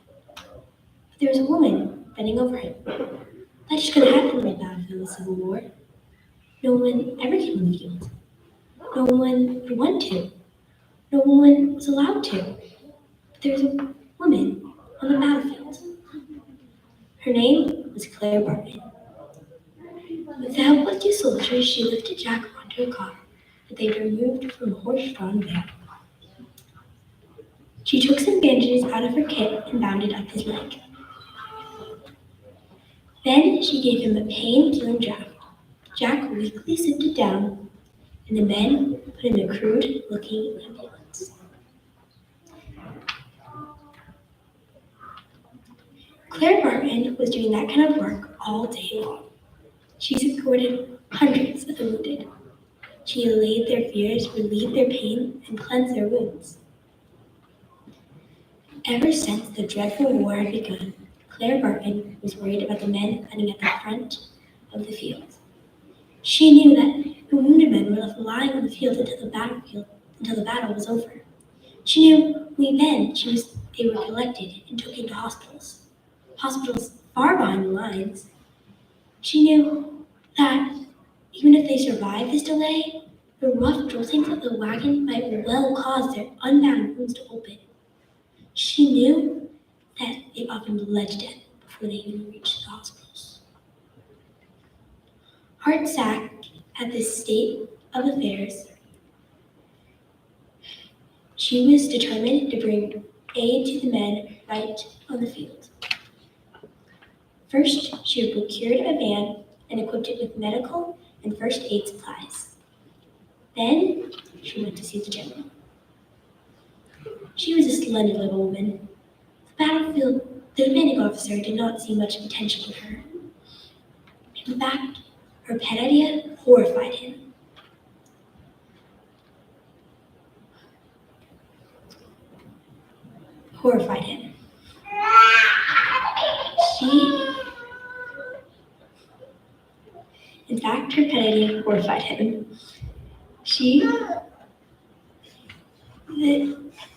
Miss Barton, he declared, I am afraid what you are asking for is absolutely impossible. But what, General? Why is it impossible? I myself will drive the van and give the soldiers what relief I can. The general shook his head. The battlefield is no place for a woman. You couldn't stand rough life. Anyway, we are doing all that can be done for our soldiers. No one could do more. I could, declared Claire Barton. And as if she just walked into the room for the first time, she described all over again her plans for first aid on the field. This interview went over again and again, but constant refusal did not deter her. Finally, the general gave in. She was given a pass that would let her through the lines. The end.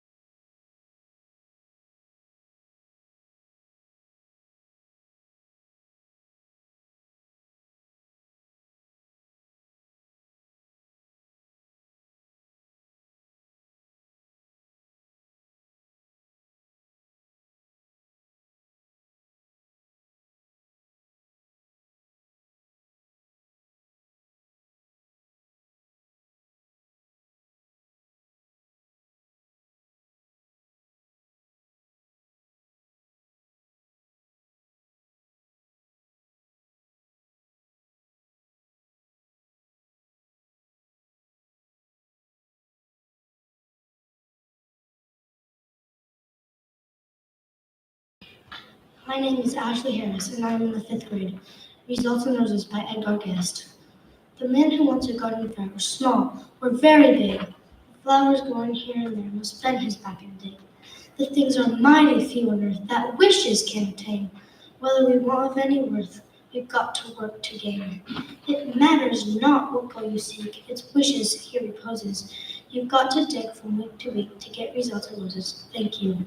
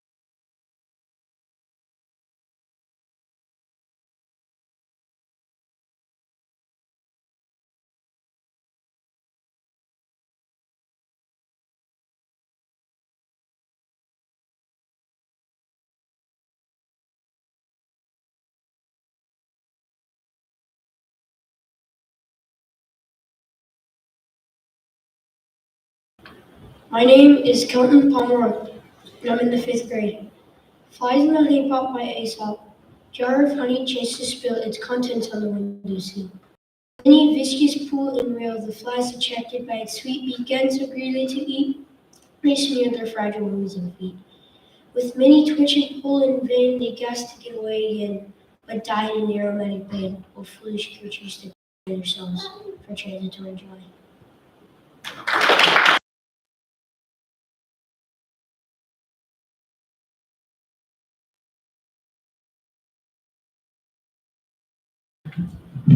All right, another round of applause for our 5th grade class.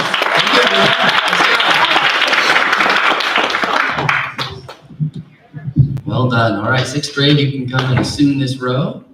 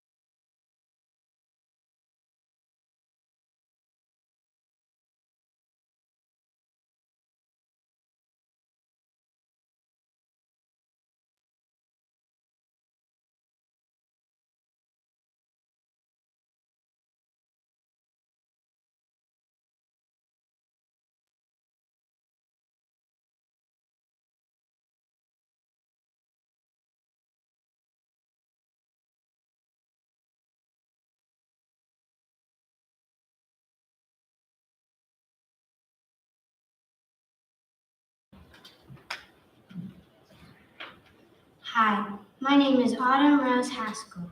I am in the 6th grade. Sarah Cynthia Sylvia Stout would not take the garbage out by Shel Silverstein. Sarah Cynthia Sylvia Stout would not take the garbage out. She'd scour the pots and scrape the pans and candy the yams and spice the hams.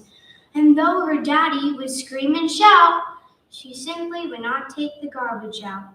And so it piled up to the ceilings, Coffee grounds, potato peelings, brown bananas, rotten peas, chunks of sour cottage cheese. It filled the can, it covered the floor, it cracked the window and blocked the door. With bacon rinds and chicken bones, drippy ends of ice cream cones. Prune pits, peach pits, orange peel, gloppy glumps of cold oatmeal. Pizza crusts and withered greens, soggy beans and tangerines. Crusts of blackburn buttered toast, gristly bits of beefy roasts. The garbage rolled on down the hall. It raised the roof, it broke the wall. Greasy napkins, cookie crumbs, globs of gooey bubble gum. Cellophane from green bologna, rubbery, blubbery macaroni. Peanut butter caked and dry, curdled milk and crusts of pie. Moldy melons, dried up mustard, eggshells mixed with lemon custard. Cold French fries and rancid meat, yellow lumps of cream of wheat. At last, the garbage reached so high that finally it touched the sky, and all the neighbors moved away, and none of her friends would come to play. And finally, Sarah Cynthia Stout said, "Okay, I'll take the garbage out." But then, of course, it was too late. The garbage reached across the state from New York to the Golden Gate, and there in the garbage she did hate. Poor Sarah met an awful fate that I cannot right now relate, because the hour is much too late. But children, remember Sarah Stout and always take the garbage out. Thank you.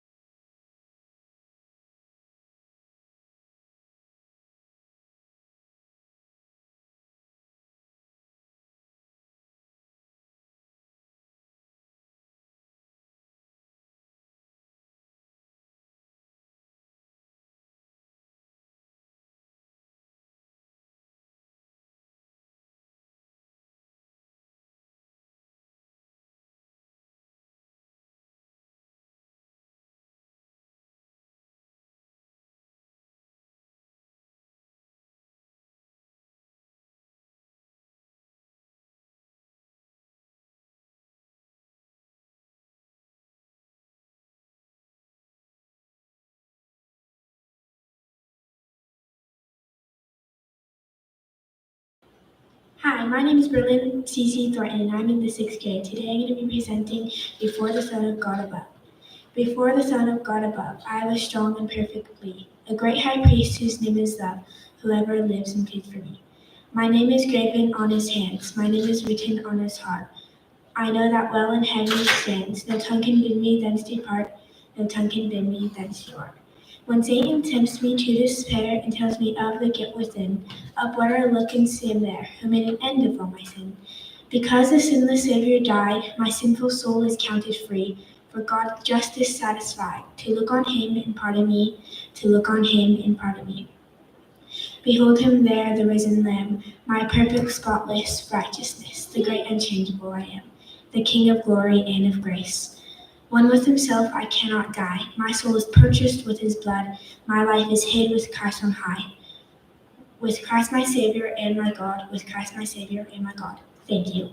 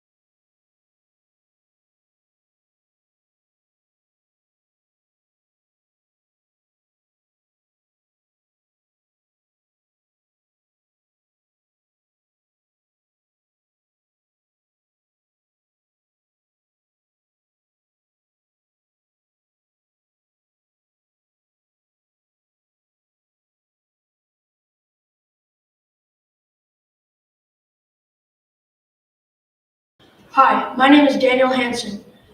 I am in 6th grade. I will be reciting The Cremation of Sam McGee by Robert Service. There are strange things done in the midnight sun by the men who moil for gold. The Arctic trails have their secret tales that would make your blood run cold. The northern lights have seen queer sights, but the queerest they ever did see was that night on the marge of Lake LaBarge I cremated Sam McGee. Now Sam McGee was from Tennessee, where the cotton blooms and blows. Why he left his home in the south to roam around the pole, God only knows. He was always cold, but the land of gold seemed to hold him like a spell. He'd often say in his homely way that he'd sooner live in hell. On a Christmas day, we were mushing our way over the Dawson Trail. Talk of your cold through the park is folded, stabbed like a driven nail. Our eyes we closed, then our lashes froze, till sometimes we couldn't see. It wasn't much fun, but the only one to whimper was Sam McGee. And that very night, as we laid packed tight in our robes beneath the snow, the dogs were fed and the stars overhead were dancing heel and toe. He turned to me and says he, I'll cash in this trip, I guess. And if I do, I'm asking you that you won't refuse my last request. Well, he seemed so low that I couldn't say no. And then he says with a sort of moan, it's the cursed cold has got right hold till I'm chilled clean through to the bone. And I want you to swear that foul or fair, you'll cremate my last remains. Now a pal's last need is a thing to heed, so I swore I would not fail. We started on at the streak of dawn, but my, he looked ghastly pale. He crouched on the sleigh and raved all day of his home in Tennessee, but before nightfall, a corpse was all that was left of Sam McGee. There wasn't a breath in that land of death, and I hurried, horror-driven, with a corpse half hid that I couldn't get rid because of a promise given.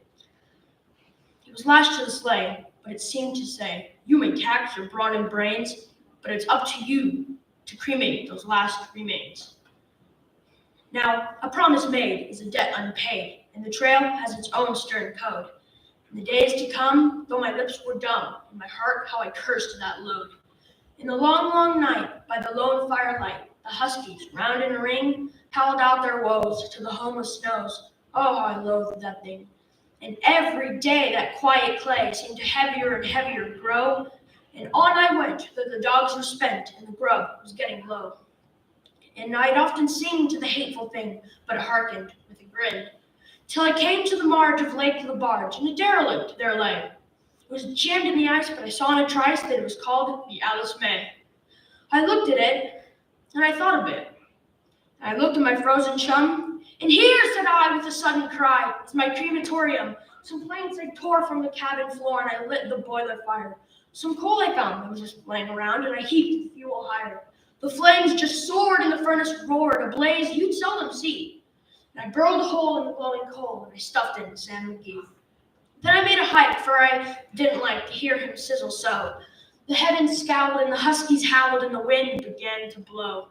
It was icy cold, but hot sweat rolled down my cheeks, and I don't know why. And the inky smoke and a greasy cloak went streaking down the sky. I do not know how long in the snow I wrestled with grisly fear. I was sick with dread, but I bravely said, I'll just take a peep inside. It's time I looked, and I guess he's cooked. And the door I opened wide. And there sat Sam, looking cool and calm in the heart of the furnace roar. And he wore a smile you could see for a mile. And he said, please close that door. It's fine in here. Since I left Plum Tree down in Tennessee, it's the first time I've been warm. There are strange things done in the midnight sun by the men who moil for gold. The Arctic Trail have their secret tales that would make your blood run cold. The northern lights have seen queer sights, but the queerest they ever did see was that night on the marge of Lake LaBarge I cremated Sam McGee. Thank you.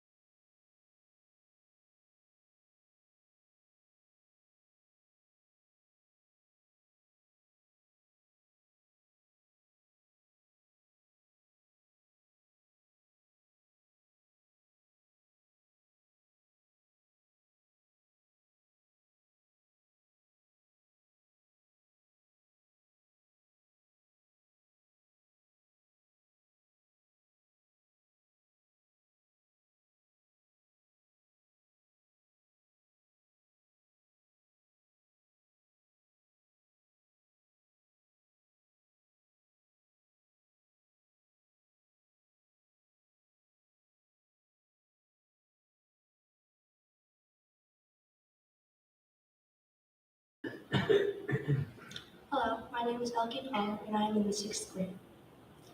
An excerpt from Julius Caesar by William Shakespeare. Friends, Romans, countrymen, lend me your ears. I come to bury Caesar, not to praise him. The evil that men do lives after them. The good is oft interred with their bones. So let it be with Caesar. The noble Brutus hath told you Caesar was ambitious. If it were so, it was a grievous fault. And grievously hath Caesar answered him. Here, under leave of Brutus and the rest, for Brutus is an honorable man. So are they all honorable men. I come to speak in Caesar's funeral. He was my friend, faithful and just to me.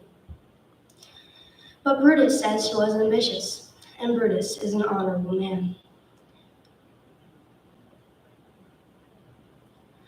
He hath brought many captives home to Rome, whose ransom did the general coffers fill. Did this in Caesar seem ambitious?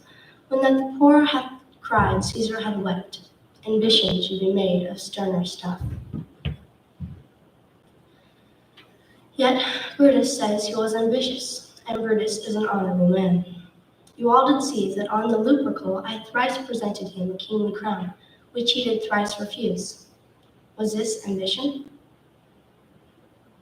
Yet Brutus says he was ambitious, and Brutus is an honorable man. I speak not to disprove what Brutus spoke, but here I am to speak what I do know. You all did love him once, not without cause. What cause withholds you then to mourn for him? O judgment that fled to brutish beasts, and men have lost their reason. Bear with me. My heart is in the coffin there with Caesar, and I must pause till it come back to me.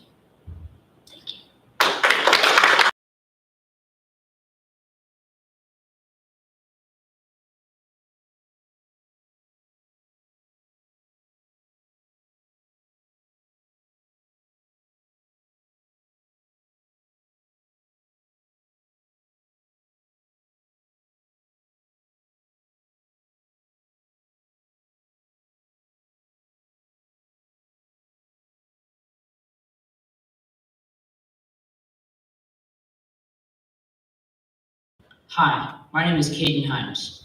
I'm in the 6th grade. The Midnight Ride of Paul Revere by Henry Wadsworth Longfellow. Listen, my children, and you shall hear of the Midnight Ride of Paul Revere. On the 18th of April in 75, hardly a man is now alive who remembers that famous day and year. He said to his friend, if the British march by land or sea from town tonight, hang a lantern aloft in the belfry arch of the North Church Tower as a signal light. One by land and two by sea, and I on the opposite shore will be ready to ride and spread the alarm through every Middlesex village and farm for the country folk to be up into arm. Meanwhile, his friend through alley and street wanders and watches with eager ears, till in the silence around him he hears the muster of men at the barrack door, the sound of arms and the tramp of feet, the measured tread of the grenadiers marching down to their boat on the shore.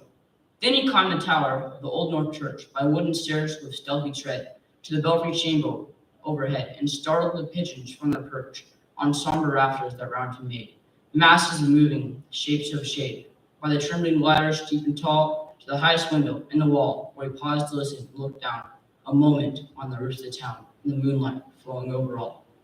Beneath in the churchyard lay the dead, in their night encampment on the hill, wrapped in silence so deep and still, that he could hear, like a centennial's dread, the watchful night wind, as it went creeping along from tent to tent, and seemed to whisper, all is well. A moment only he feels the spell of the place and the hour and the secret dread of the lonely belfry and the dead, for suddenly all his thoughts are bent on a shadowy something far away, where the river widens to meet the bay, a line of black that bends him to float on the rising tide like a bridge of boats. Meanwhile, impatient to mount and ride, booted and spurred with a heavy stride, on the opposite shore walked Paul Revere. Now he patted his horse's side, now he gazed at the landscape far and near. Then impetuous stamped the earth, and turned and tightened his saddle girth. But mostly he watched with eager search the belfry tower of the old North Church, as it rose above the graves on the hill, lonely and spectral and somber and still. And lo, as he looks, so full in sight, a glimmer, and then a gleam of light. He springs to the saddle, and broadly he turns, but lingers and gazes till full in sight, a second lamp in the belfry burns. A hurry of hooves in a village street, a shape in the moonlight, a bulk in the dark. Beneath from the pebbles and passing a spark, struck out by the steed, riding fearless and fleet, That was all. Yet through the gloom and the light, the fate of the nation was riding that night, and the sparks struck out by that steed in its flight. Kindled the land and the flame with its heat. He has left the village and mounted the steep, and beneath him, tranquil and broad and deep, is the mystic meeting of the ocean tides. And under the alders that skirt its edge, now soft on the sand, now loud on the ledge, is heard the tramp of his steed as he rides. It was 12 by the village clock when he crossed the bridge into Metrotown. He heard the crowing of the cock and the barking of the farmer's dog and the damp of the river fog that rises after the sun goes down. It was 1 by the village clock when he galloped into Lexington. He heard the gilded weathercock swim in the moonlight as he passed, and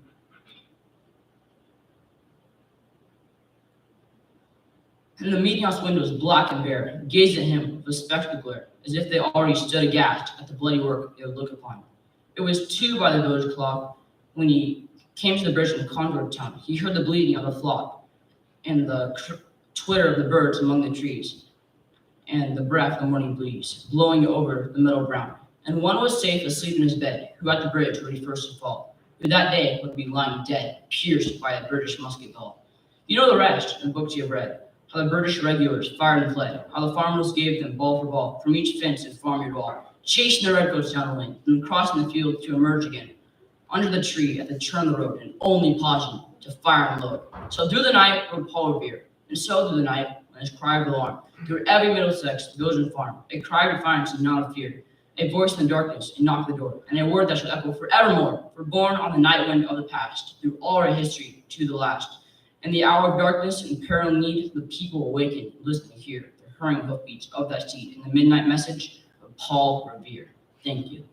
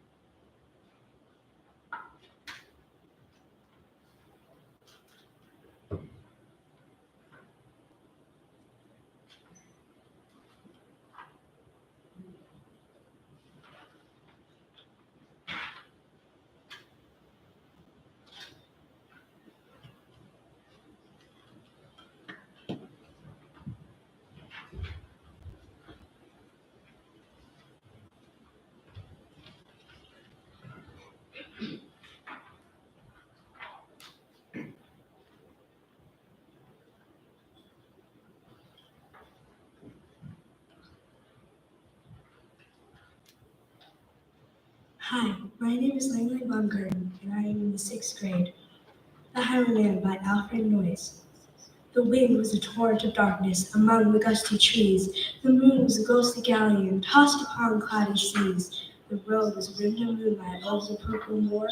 The highwayman came riding, riding, riding. The highwayman came riding up to the old door. He'd a French cocked hat on his forehead and a bunch of lace at his chin, a coat of claret velvet and breeches of brown doeskin.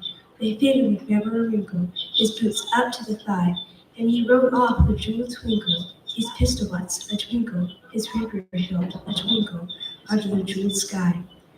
Over the cobbles he clattered and clashed into the darkened yard.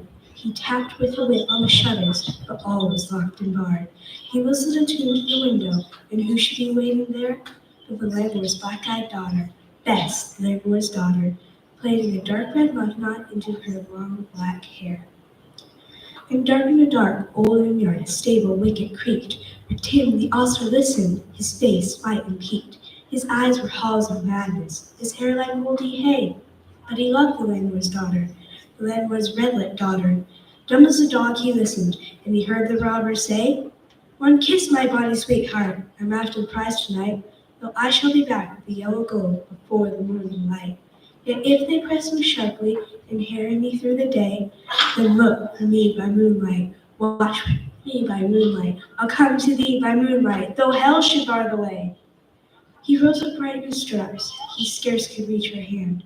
She loosened her hair in the casement, his face burnt like a brand. And as a black cascades of perfume came tumbling over his breast, he kissed its waves in the moonlight, those sweet black waves in the moonlight. Then he tugged at his reins in the moonlight and galloped away to the west. He did not come at the dawning, he did not come at noon, and out of the tawny sunset before the rise of the moon. And as the road was a gypsy's ribbon looping the purple moor, the redcoat troop came marching, marching, marching. King George's men came marching up to the old inn door. They sent no word to the landlord, but trained his ale instead. But they gagged his daughter and bound her to the foot of her narrow bed. Two of them knelt at her casement, with muskets at their side. There was death at every window, and hell at one dark window, for Bess could see through her casement the road that he would ride. They had tied her up to attention with many a singering jest, but they bound a musket beside her with a muzzle beneath her breast. Now keep good watch, and they kissed her as she heard the doomed man say, "Then look for me by moonlight, watch for me by moonlight, I'll come to thee by moonlight, though hell should bar the way." She twisted her hands behind her, but all the knots held good. She writhed her hands to her fingers, were wet with sweat or blood. They stretched and strained in the darkness, the hours crawled by like years, till now on the stroke of midnight, cold on the stroke of midnight, the tip of one finger touched it, the trigger at least was hers.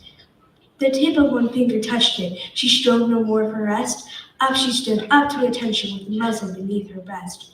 She would not risk their hearing, she would not strive again, for the road lay bare in the moonlight, blank and bare in the moonlight. In the blood of her veins in the moonlight throbbed her love's refrain. Tot, tot, tot, tot. Had they heard it? The horses ringing clear? Tot, tot, tot, tot. In the distance, in a death that they did not hear, down the ribbon of moonlight, over the brow of the hill, the highwayman came riding, riding, riding. The highwayman came riding up to the old inn door. Tot, tot, in the frosty silence, tot, tot, in the echoing night. Nearer he came, nearer. Her face was like a light. Her eyes grew wide for a moment. She drew one last deep breath. Then her fingers moved in the moonlight. Her musket shattered the moonlight, shattered her breast in the moonlight, and warned him with her death. He turned, he spurred to the west, but he did not know who stood, bowed with her head o'er the musket, drenched with her own blood. He would not till dawn he heard it. His face grew gray to hear how Bess, the landlord's daughter, the landlord's black-eyed daughter, had watched for her love in the moonlight and died in the darkness there. Back he spurred like a madman, shrieking a curse to the sky, with a right road smoking behind him, and his rapier brandished high. Blood red were his spurs in the golden noon, wine red was his velvet coat, when they shot him down on the highway, down like a dog on the highway, and he lay in his blood on the highway, with a bunch of lace in his throat. And they say when it's still, and when it's still winter's night, they say when the wind is in the trees, when the moon is a ghostly galleon tossed upon cloudy seas, when the road is ridden on moonlight over the purple moor, a highwayman comes riding, riding, riding, a highwayman comes riding up to the old inn door. Over the cobbles he clatters and clings into the darkened yard. He taps with the whip on the shutters, but all was locked and barred. He whistles a tune to the window, and who should be waiting there But the landlord's black-eyed daughter, Bess, the landlord's daughter, plaiting a dark red luck knot into her long black hair. Thank you.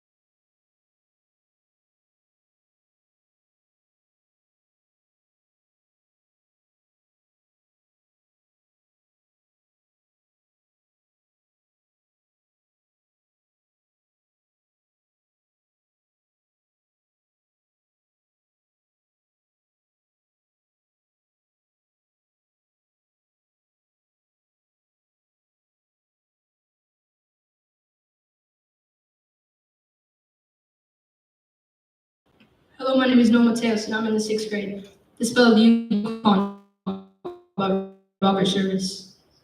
I wanted the gold and I sought it. I scrabbled him up myself. Was it famine or scurvy? I fought it. I hurled my youth into a grave. I wanted the gold and I came out with the fortune last fall. Yet somehow life's not what I thought it. And somehow the gold isn't all. No, there's a land. Have you seen it? It's the custodious land that I know. From the big, dizzy mountains that screen it to the deep, death-like valleys below. Some say God was tired when he made it. Some say it's a fine land to shun. Maybe, but there's some as betrayed it for no land on earth, and I'm one. You come to get rich, damn good reason. You feel like an exile at first. You hate it like hell for a season. And then you are the worst of the worst, and it grips you like some kinds of sinning. It twists you from a foe to a friend. It seems it's been since the beginning. It seems it's been to the end. I've stood in some mighty mouth hollow that's plumb full of hush to the brim. I've watched the big husky sun wallow in crimson and gold and grow dim. To the moon sent the pearly peaks gleaming, and the stars tumbled out neck and crop. And I thought I surely was dreaming, with peace o'er the world piled on top. The winter, the brightness that blinds you, the white land locked tight as a drum, the cold fear that follows and finds you, the silence that legends you dumb, the snows that are older than history, the woods where the weird shadows slant. The stillness, the moonlight, the mystery, I've bade him goodbye, but I can't. There's a land where the mountains are nameless, and the rivers all run God knows where. There are lives that are erring and aimless, and deaths that just hang by a hair. There are hardships that nobody reckons. There are valleys unpeopled still. There's a land, oh, it beckons and beckons. I want to go back, and I will. They're making my money diminish. I'm sick of the taste of champagne. Thank God when I'm piped to a finish. Thank God when I'm skinned to a finish. I'll pipe to the Yukon again. And I'll fight, and you bet it's no sham fight. It's hell, but I've been there before. And it's better than this by a damn sight. So me for the Yukon once more. There's gold, and it's haunting, haunting. It's luring me on as of old. Yet it isn't the gold that I'm wanting, so much as just finding the gold. It's a great big land way up yonder. It's the forest where silence has lease. It's the beauty that fills me with wonder. It's the stillness that fills me with peace. Thank you.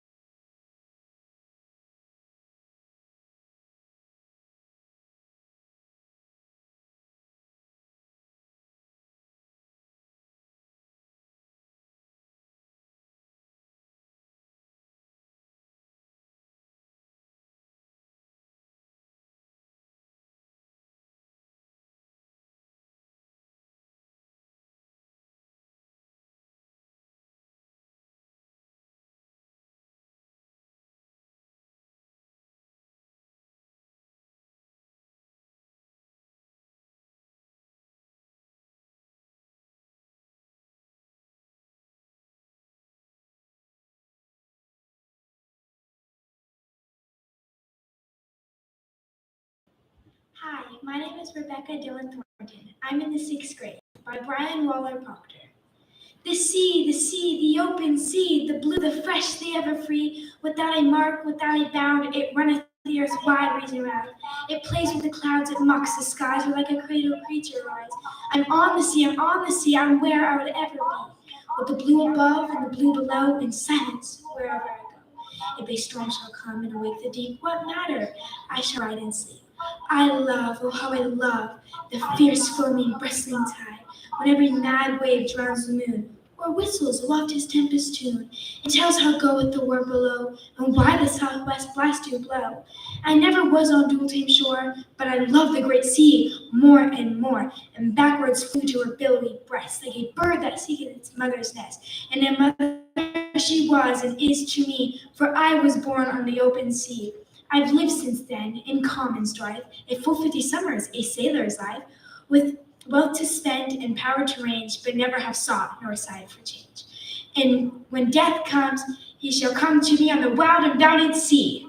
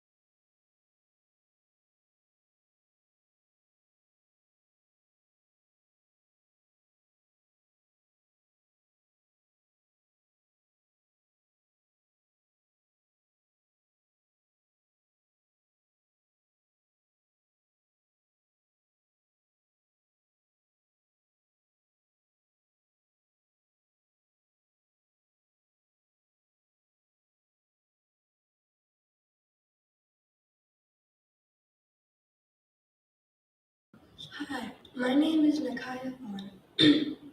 Nobody buys Shel Silverstein. Nobody. Nobody loves me, nobody cares, nobody gives me peaches or pears. Nobody helps me begin a fight, nobody does my homework at night, nobody misses me, nobody cries, nobody thinks I'm a wonderful guy. So if you ask me who's my best friend, in a whiz, I'll stand up and tell you that nobody is. But yesterday night, I got quite scared. I woke up and nobody just wasn't there. I called out and reached out for nobody's hand in the darkness where nobody usually stands. Then I poked through the house in each cranny and nook, but I found somebody each place I looked. There's no... I searched till I'm tired, and now for dawn, there's no doubt about it, nobody's gone.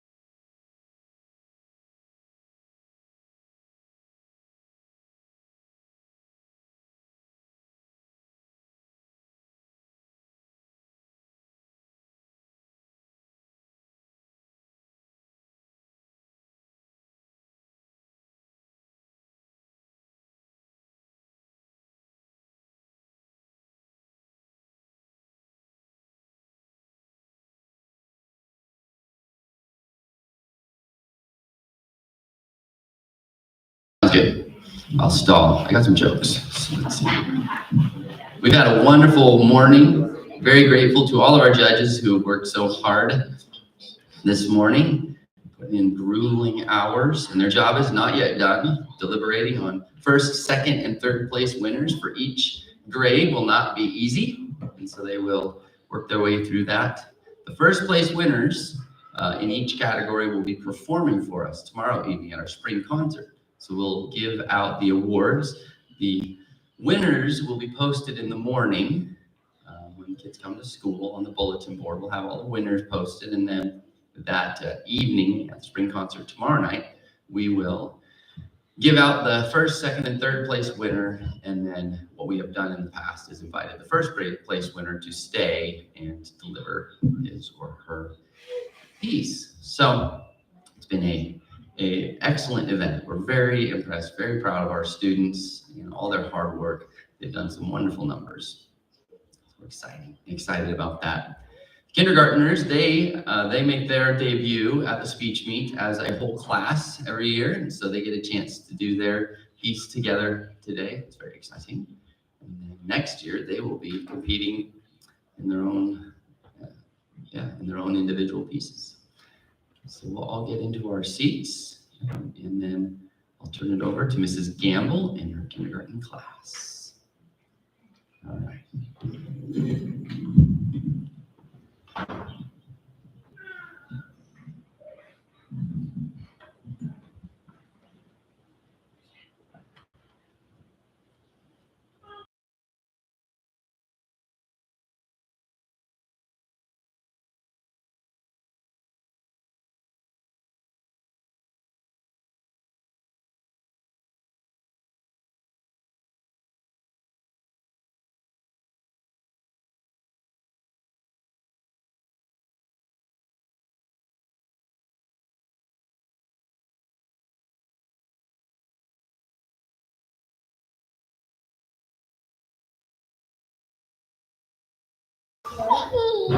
Ready?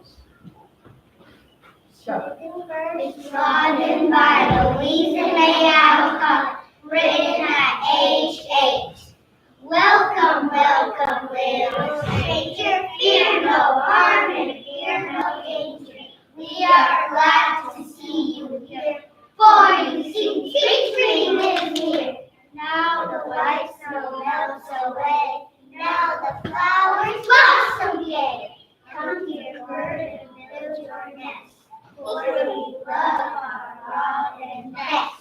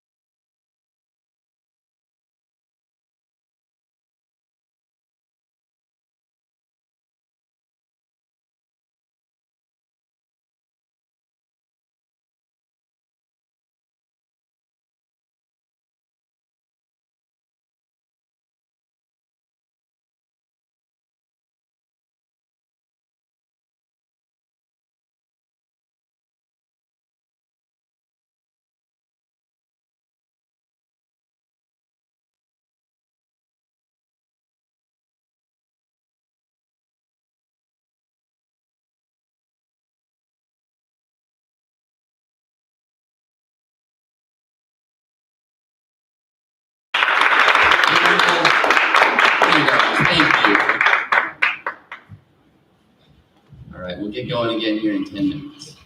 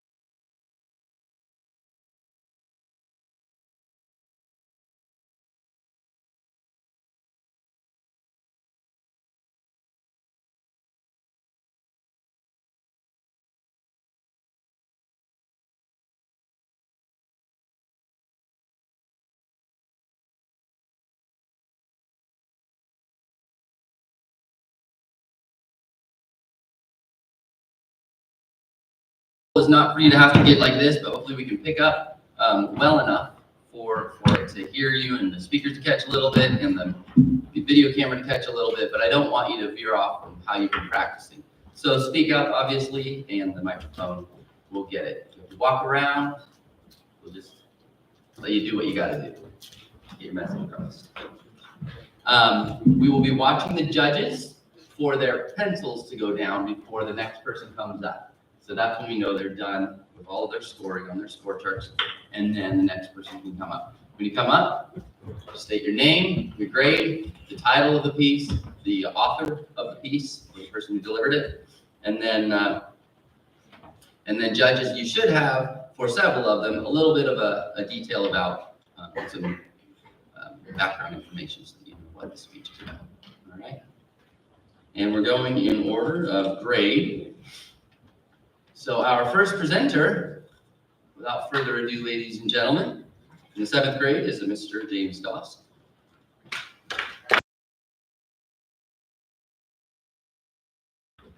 Good afternoon.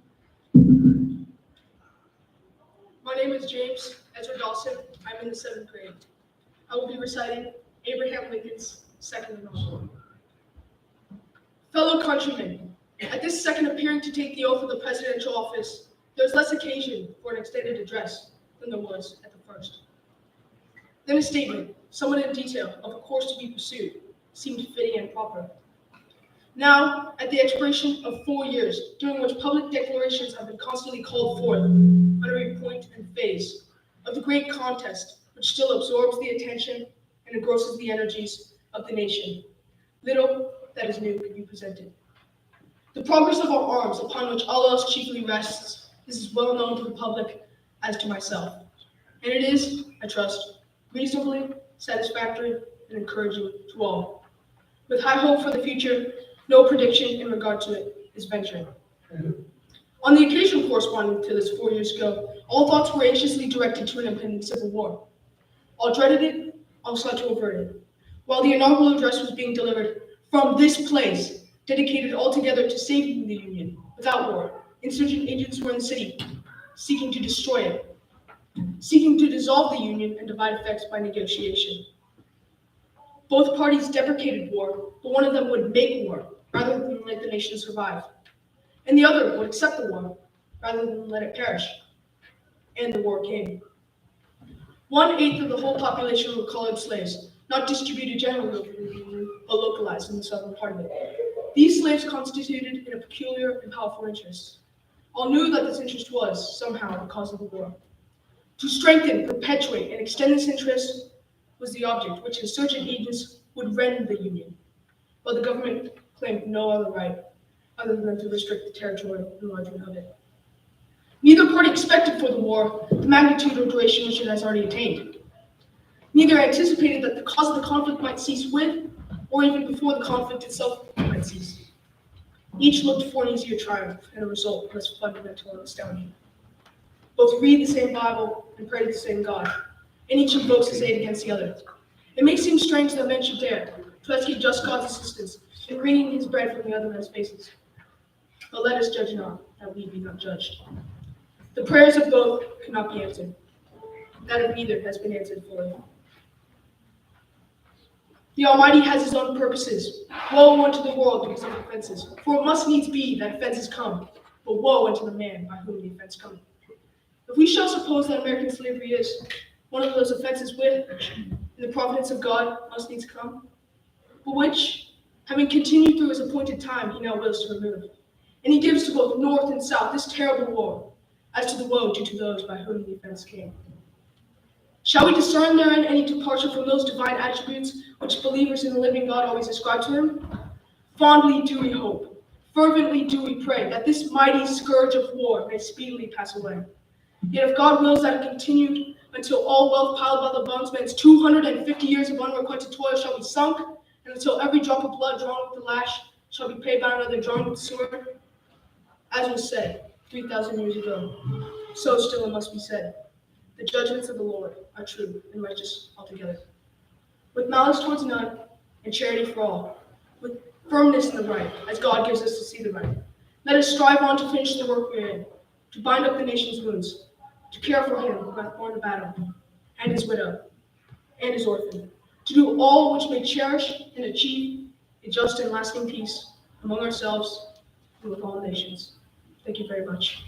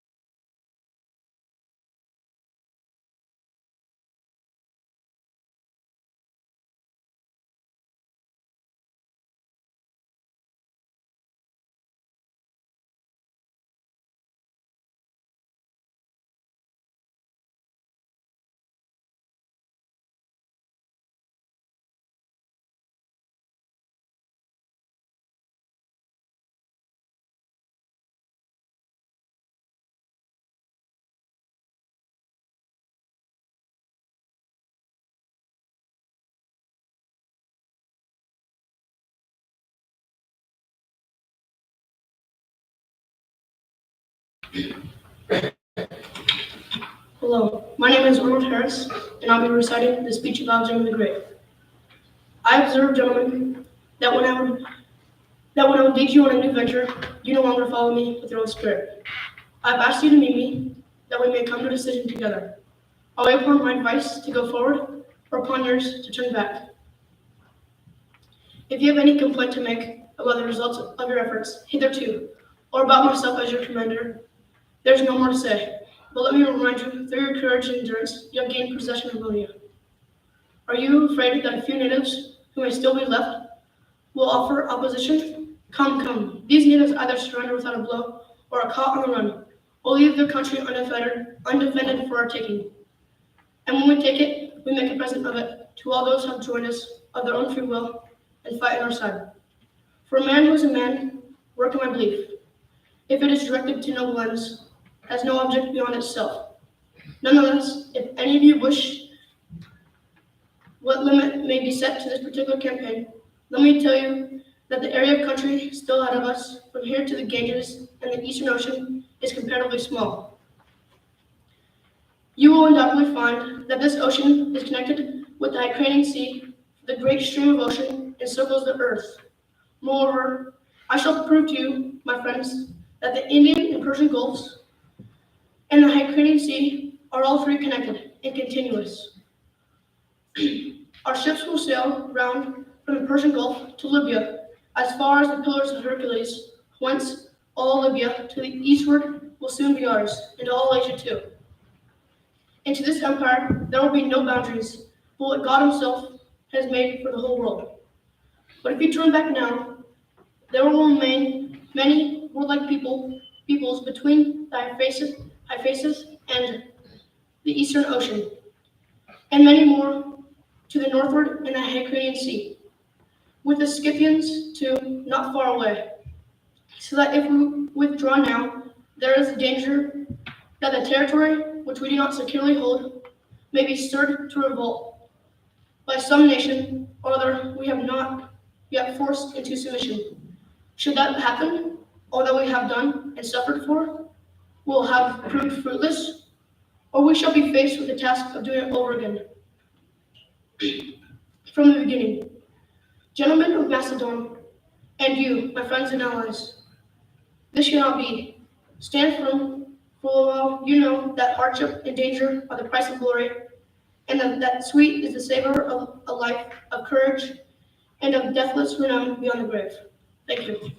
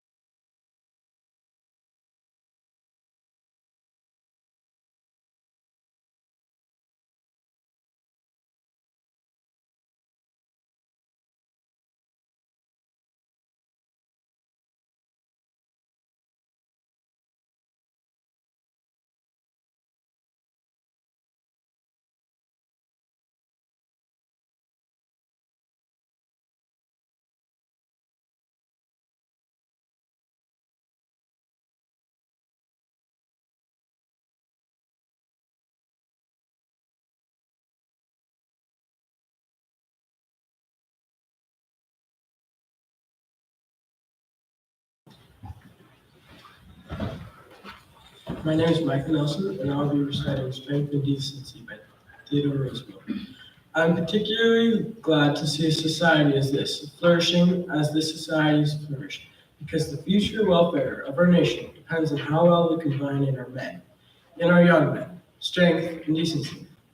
Just this morning, when attending a service on the great battleship Kearsarge, I listened to a sermon addressed to officers and enlisted men in the Navy, in which the central thought was that each American must be a good man, or he could not be a good citizen. And one of the things dwelt upon in that sermon was the fact that a man must be clean of mouth, as well as clean of life, must show by his words, as well as by his actions, his fealty to the Almighty, if he was to be what we have a right to expect from men wearing the national uniform. We have good scriptural authority for the statement that it is not what comes into a man's mouth, but what goes out of it that counts. I'm not addressing weaklings, or I should not take the trouble to come here. I'm addressing strong, vigorous men who are engaged in the hard, active work of life. And a life to be worth living must be a life of activity and hard work. I'm speaking to men engaged in the hard, active work of life, and therefore to men who are going to count for good or for evil. It is peculiarly incumbent upon you who have strength to set a right example for others.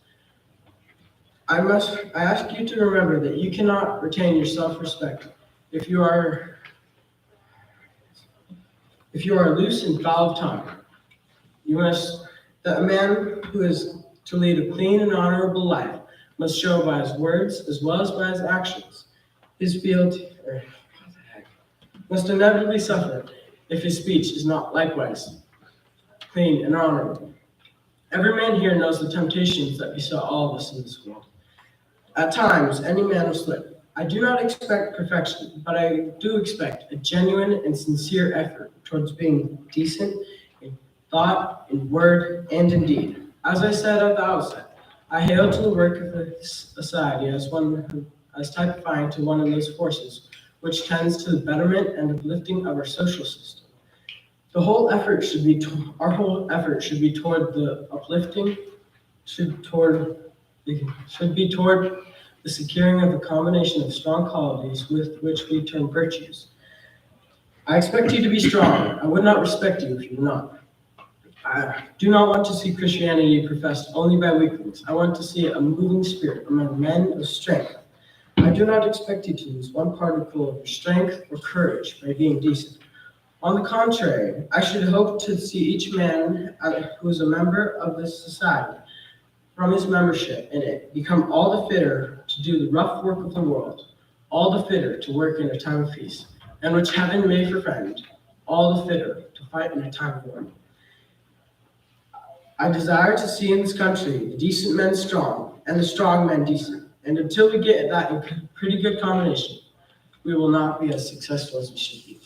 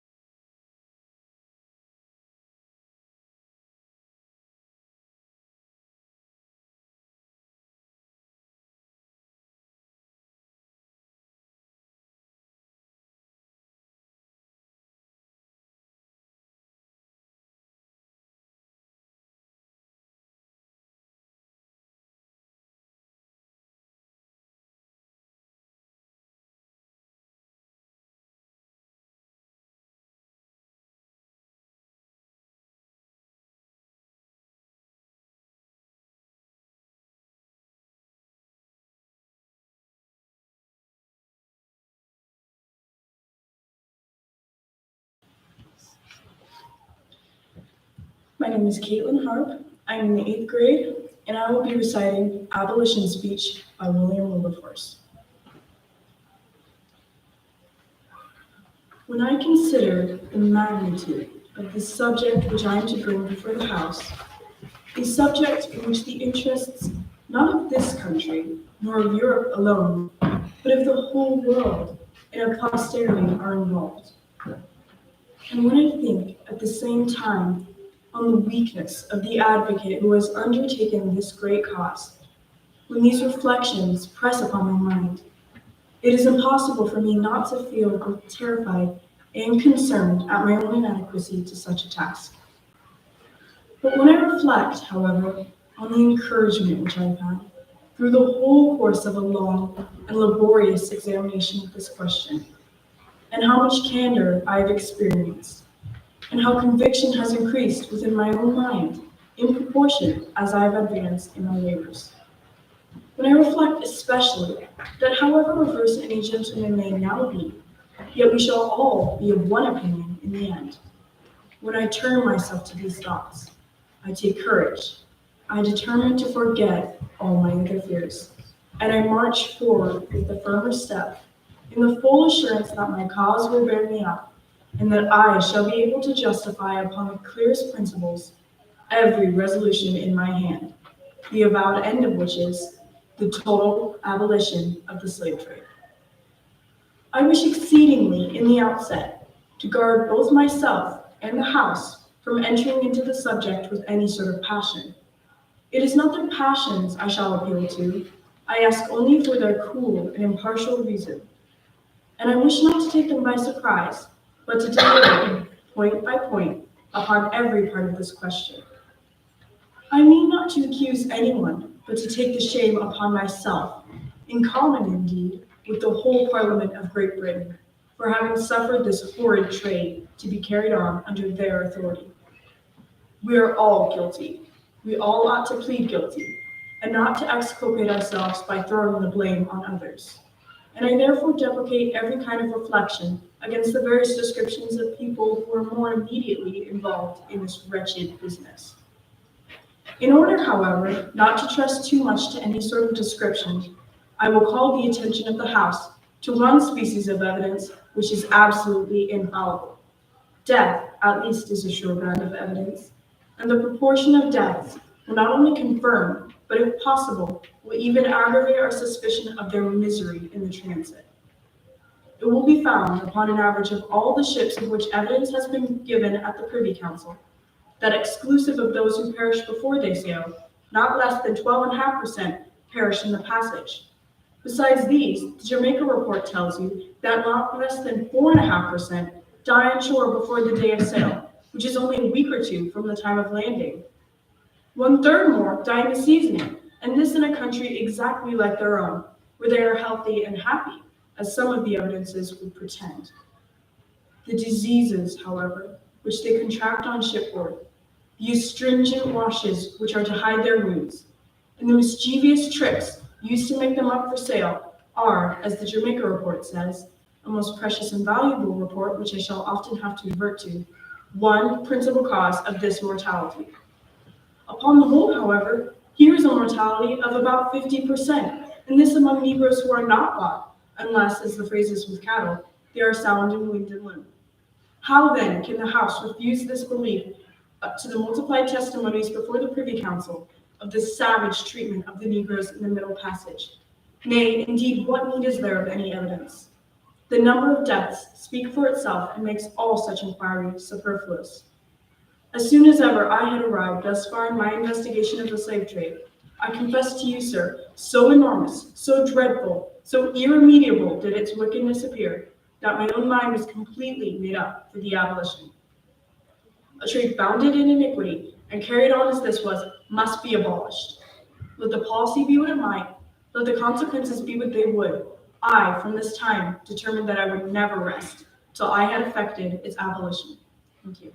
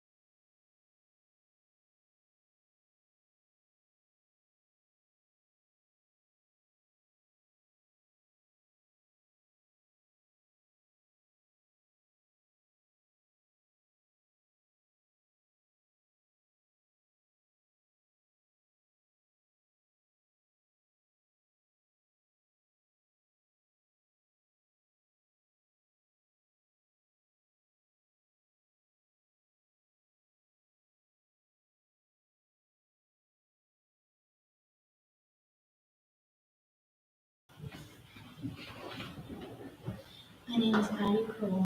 I'm in 8th grade, starting on now. Seeing the crowds, he went up onto the mountain, and when he sat down, his disciples came to him. And he opened his mouth and taught them, saying, Blessed are the poor in spirit, for theirs is the kingdom of heaven. Blessed are the poor in spirit, for theirs is the kingdom of heaven.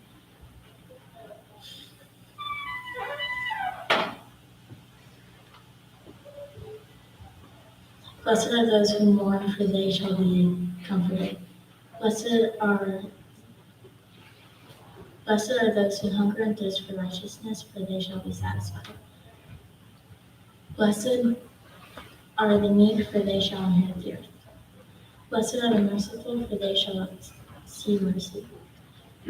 Blessed are the pure in heart, for they shall see God. Blessed are the peacemakers, for they shall be called sons of God.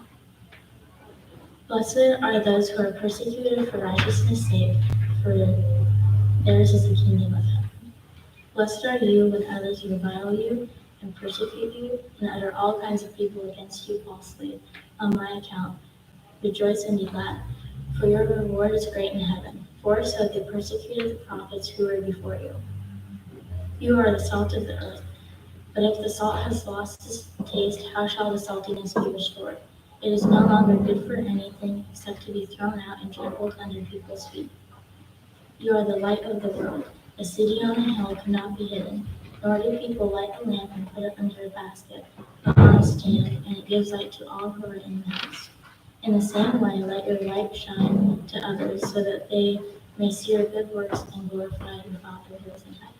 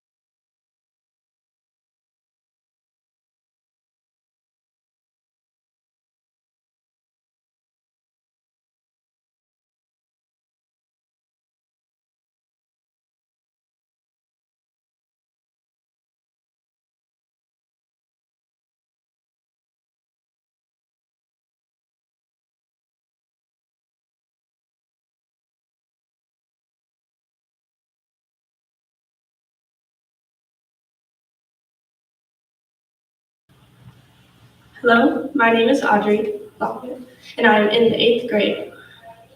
The Noble Lecture by Mother Teresa.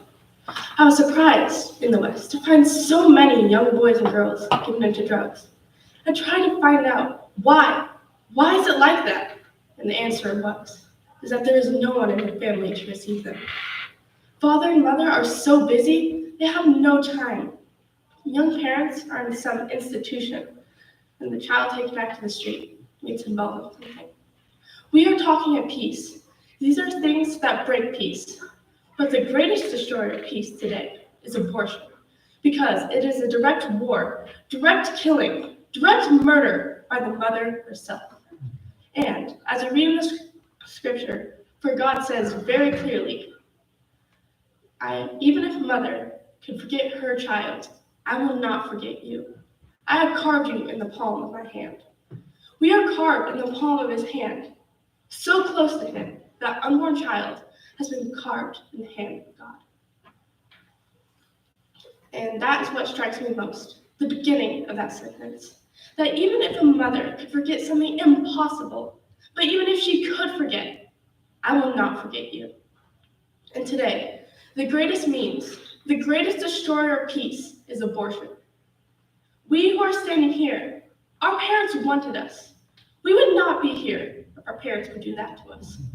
We want our children. We love them. But what are the millions?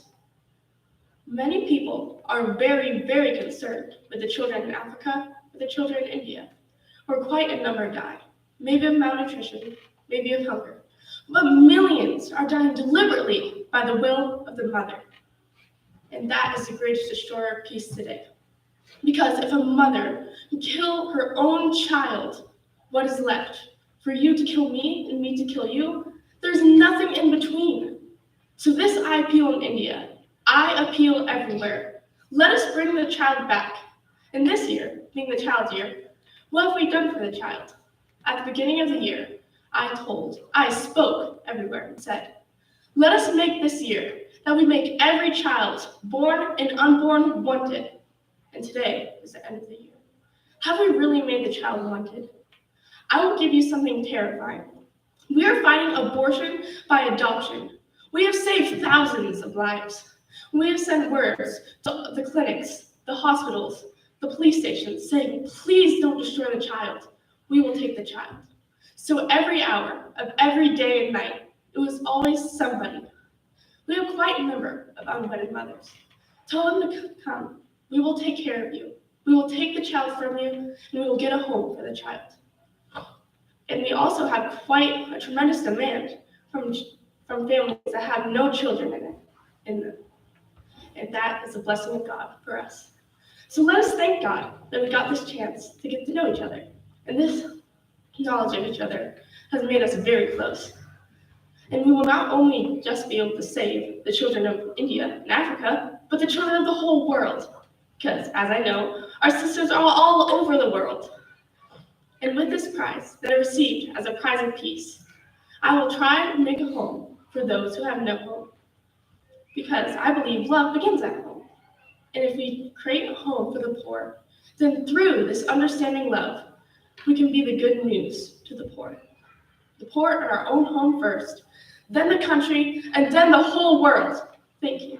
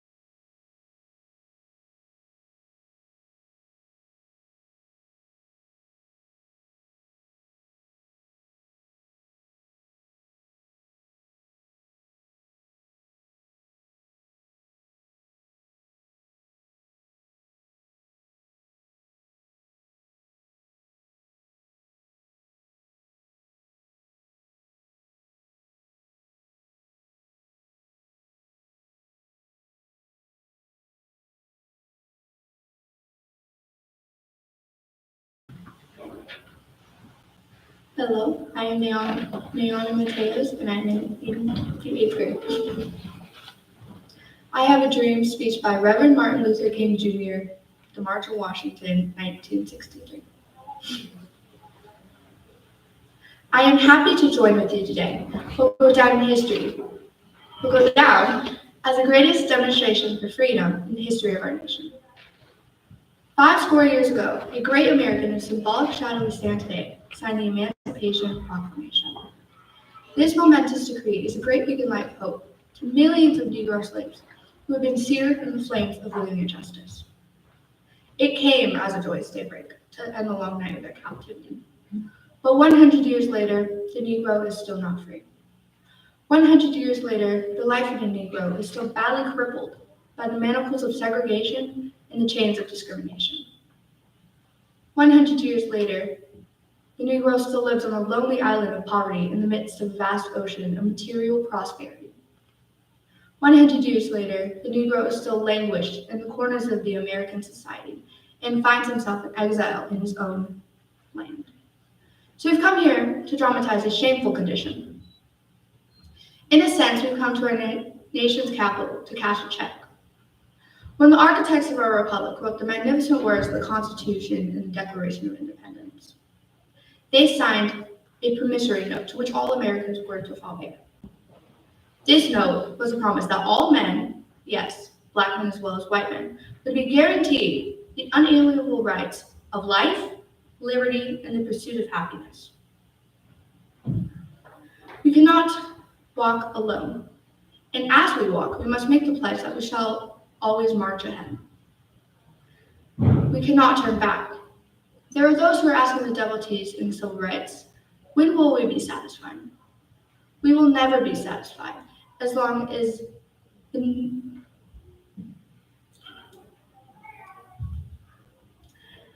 our bodies, heavy with fatigue of travel, cannot get lodging in the motels of the highways or the hotels of the cities. We will not be satisfied as long as a Negro's basic mobility is from a smaller ghetto to a larger one. We cannot be satisfied as long as our children are stripped of their adulthood and robbed of their dignity by signs stating for whites only. No, we are not satisfied. And we will not be satisfied until justice rolls down like waters and righteousness like a mighty stream. I say to you today, my friends, even though we face the difficulties of today and tomorrow, I still have a dream. It's a dream deeply rooted in the American dream. I have a dream that this nation will rise up and live out its true meaning of its creed. We hold these truths to be self-evident, that all men are created equal. I have a dream that my 4 children will one day live in a nation where they'll not be judged by the color of your skin, but rather by the content of their character. I have a dream that one day in Alabama, with its vicious races and with its governor's lips dripping with the words of interposition and nullification, that little black boys and black girls will be able to join hands with little white girls and white boys as brothers and sisters. When we allow freedom to ring, and when we let it ring from every city, every hamlet, and every state, we will speed up that day when all God's children will be able to join hands and sing the words of the old Negro spiritual. Free at last, free at last. Great God Almighty, we are free at last.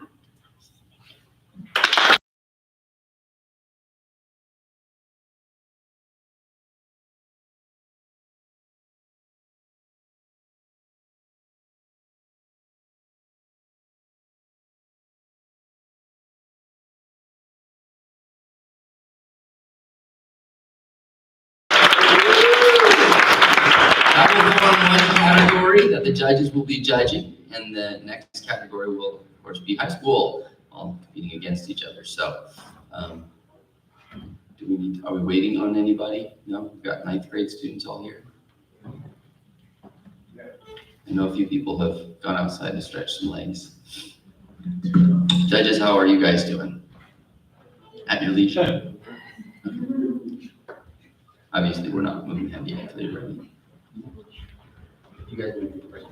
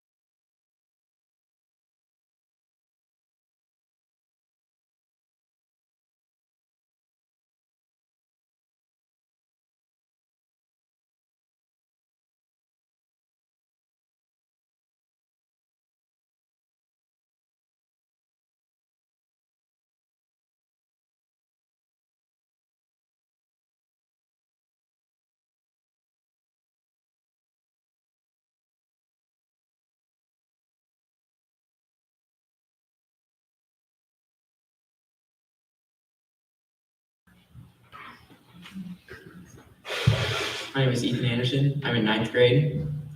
Eisenhower's farewell address to the nation. My fellow Americans, 3 days from now, after half a century in the service of our country, I shall lay down the responsibilities of office as, in the traditional and solemn ceremony, the authorities of the presidency is vested in my successor. This evening, I come to you with a message of leave-taking and farewell, to share a few final thoughts with you, my countrymen. Like every other citizen, I wish the new president and all who will labor with him Godspeed. I pray that the coming years will be blessed with peace and prosperity for all. Our people expect their president and the Congress to find essential agreement on issues of great moment, the wise resolution of which will better shape the future of the nation.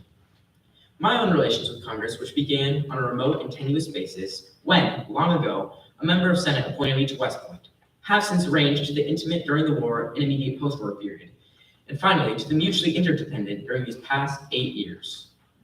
In this final relationship, the Congress and the administration have, on most vital issues, cooperated well to serve national good, rather than mere partisanship, and so have assured that the business of the nation should go forward. And so my official relationship with the Congress ends in a feeling, on my part, of gratitude that we've been able to do so much together. We now stand 10 years past the midpoint of a century that has witnessed 4 major wars among the great nations. 3 of these involved our own country. Despite these holocausts, America is today the strongest, most influential, and most productive nation in the world. Understandably proud of this preeminence, we yet realize that America's leadership and prestige depend not merely upon our unmatched material progress, riches, and military strength, but on how we use these powers in the interests of world peace and human betterment. A factor in maintaining the balance is the element of time. As we peer into society's future, we, you, and I must avoid the impulse to live only for today, plundering for our own ease and convenience the precious resources of tomorrow. We cannot mortgage the material assets of our grandchildren without risking the loss also of their political and spiritual heritage. We want democracy to survive for all generations to come, not to become an insolvent phantom of tomorrow. Down the long lane of history yet to be written, America knows that this world of ours, ever growing smaller, must avoid becoming a community of dreadful fear and hate, and be, instead, a proud confederation of mutual trust and respect. Such confederation must be one of equals. The weakest must come to the conference table with the same confidence as we do, protected as we are by our moral, economic, and military strength. That table, though scarred by many past frustrations, cannot be abandoned for the certain agony of the battlefield. Disarmament with mutual honor and confidence is a continuing imperative. Together, we must learn to compose difference, not with arms, but with intellect and decent purpose.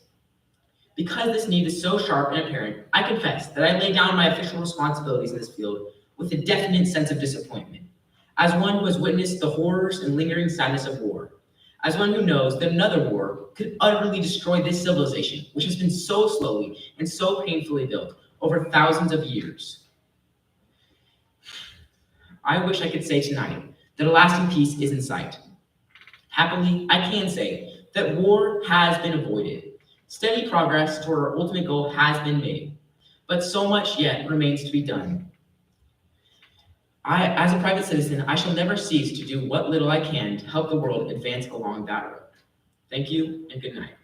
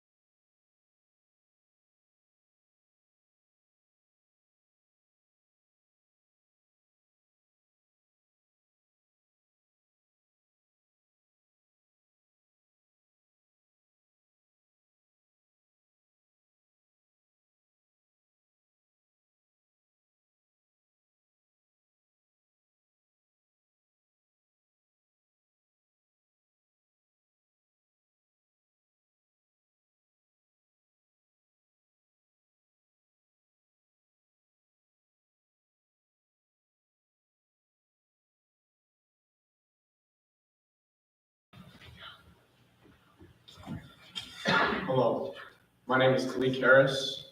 I'm in the 9th grade. This is Duty, Honor, Country by Douglas MacArthur. Duty, honor, country. These three hallowed words reverently dictate what you ought to be, what you can be, what you will be. They are relying points to build courage when courage seems to fail, to regain faith when there seems little cause for faith, to create hope when hope becomes forlorn. They give you a temperate will, a quality of imagination, a vigor of emotions, a temperament of courage over timidity, an appetite for adventure over love of ease. They create in your heart the sense of wonder, the unfailing hope of what next, and the joy and inspiration of life. They teach you in this way to be an officer and a gentleman. Your mission remains fixed, determined, unchanging. It is to win our wars. Everything else in your professional career is but corollary to this vital dedication. All other public purpose, all other public projects, all other public needs, great or small, will find others for their accomplishments, but you are the ones who are trained to fight.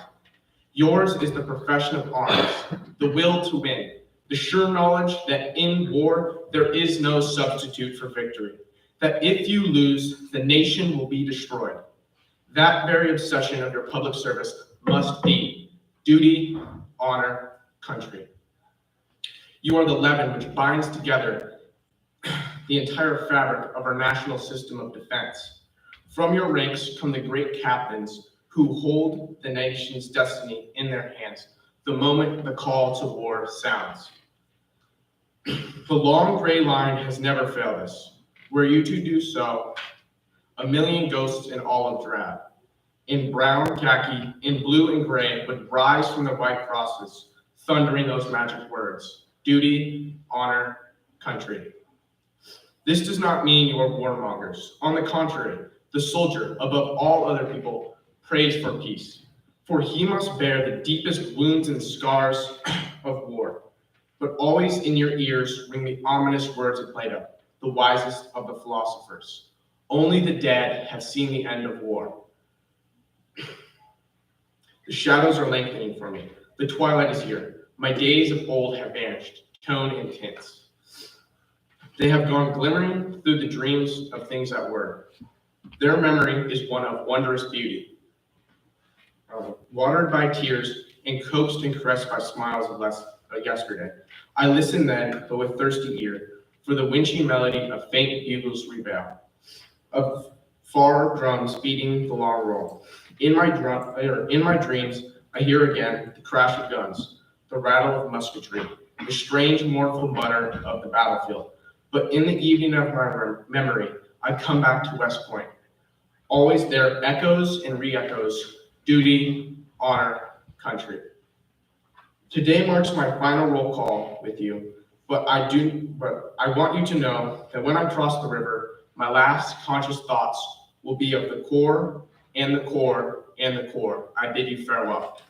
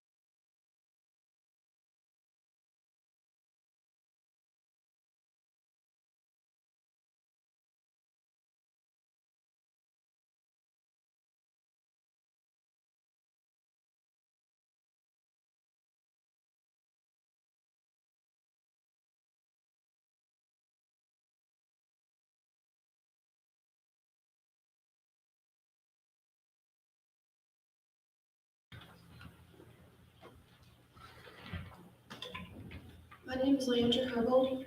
I am in ninth grade, and this is Psalm 94. O Lord, God of vengeance, O God of vengeance, shine forth.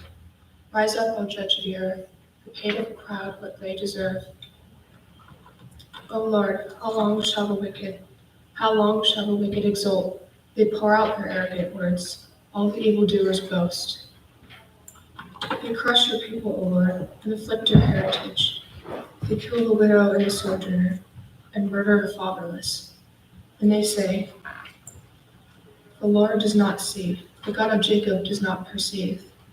Understand, O dullest of the people, fools, when will you be wise? He who planted the ear, does he not hear? He who formed the eye, does he not see? He who disciplines the nations, does he not rebuke? He who teaches man knowledge, the Lord, knows the thoughts of man, but they are but a breath. Blessed is the man whom you discipline, O Lord, and whom you teach out of your law, to give him rest from days of trouble, until a pit is dug for the wicked. For the Lord will not forsake his people, he will not abandon his heritage.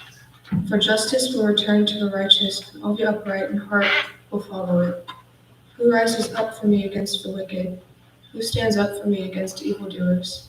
If the Lord had not been my help, my soul would soon have lived in the land of silence. When I thought, my foot slips, your steadfast love, O Lord, held me up. When the cares of my heart are many, your consolations cheer my soul. Can wicked rulers be allied with you, those who frame injustice by statute? They band together against the life of the righteous and condemn the innocent to death. But the Lord has become my stronghold, and my God, rock of my refuge. He will bring back on them their iniquity and wipe them out for their wickedness. The Lord our God will wipe them out.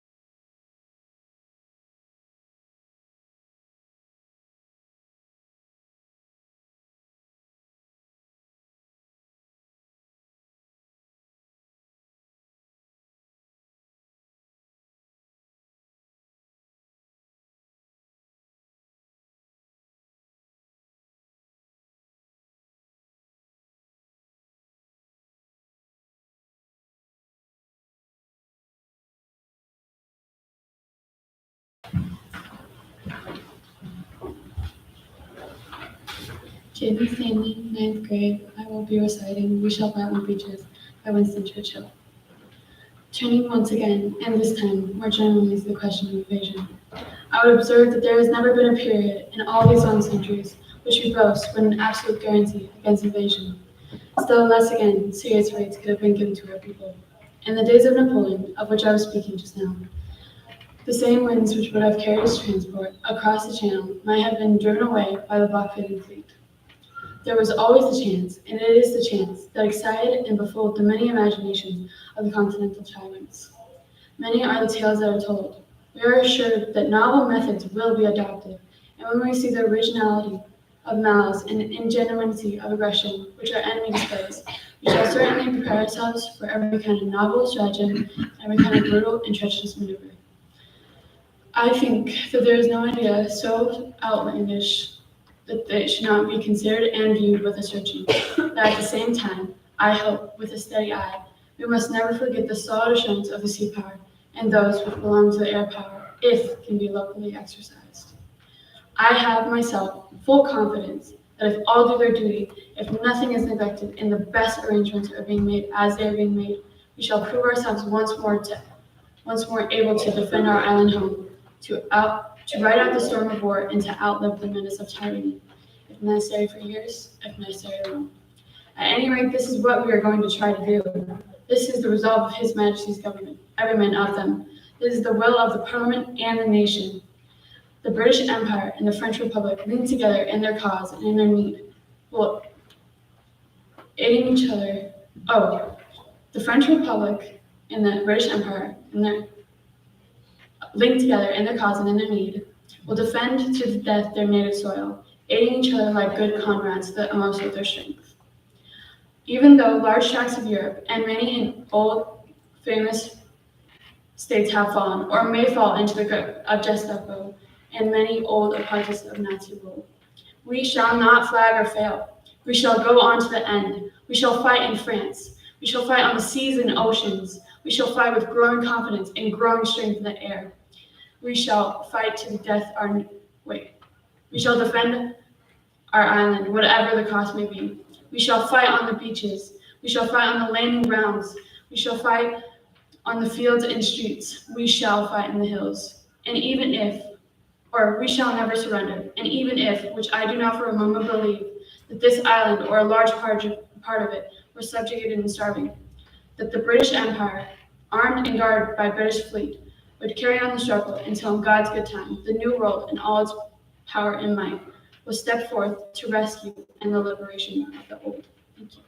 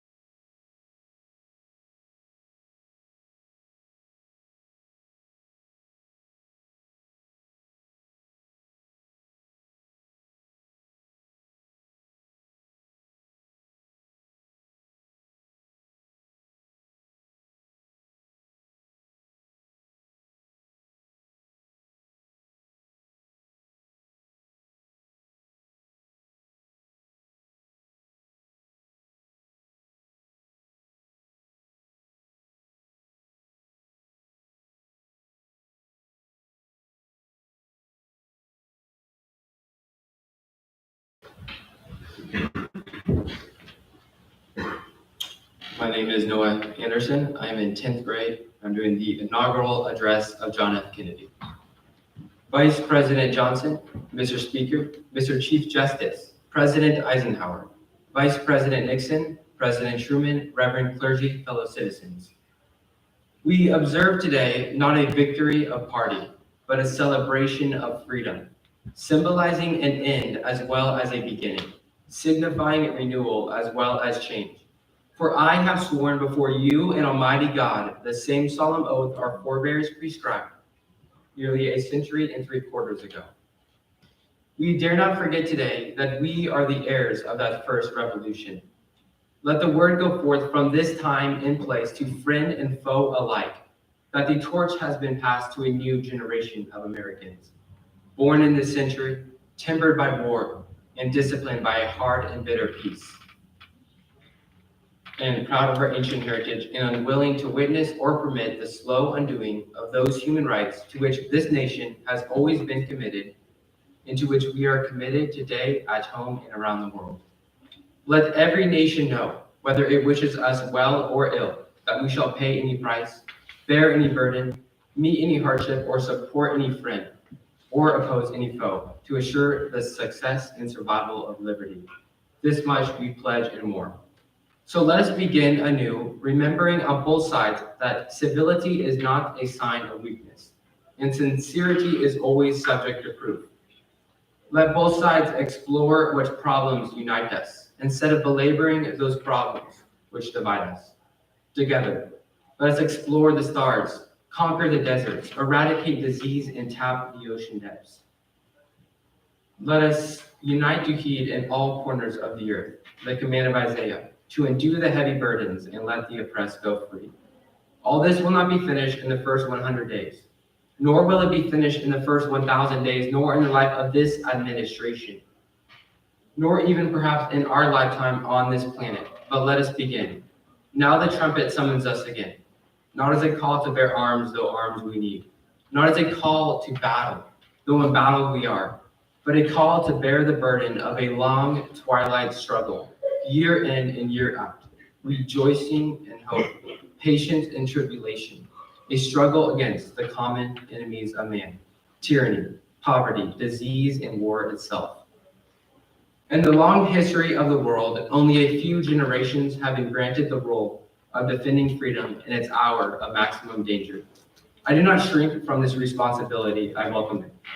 I do not believe that any of us would exchange places with any other people or any other generation. The faith, the devotion to which we bring to this endeavor will light our country and all who serve it. And the glow from that fire will truly light the world. And so, my fellow Americans, ask not what your country can do for you. Ask what you can do for your country. My fellow citizens of the world, ask not what America will do for you, but what together we can do for the freedom of man. Thank you.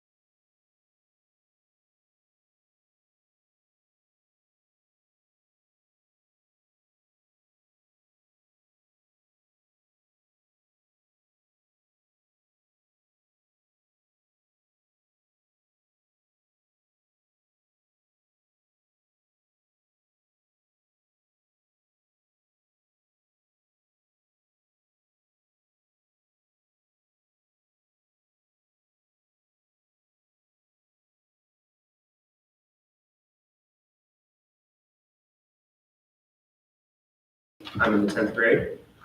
This is a day of infamy by President Franklin D. Roosevelt.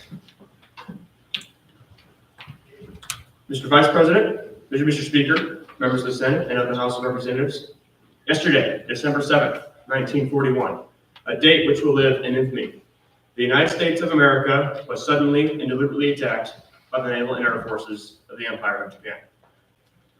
The United States was at peace with that nation and, at the solicitation of Japan, was still in conversation with its government and its emperor, looking toward making some peace in the Pacific. Indeed, 1 hour after Japanese air squadrons had commenced bombing in the American island of Oahu, the Japanese ambassador to the United States and his colleague delivered to our Secretary of State a formal reply to reach the American message. And while this reply stated that it seemed useless to continue the existing diplomatic negotiations, it contained no threat or hint of war or armed attack.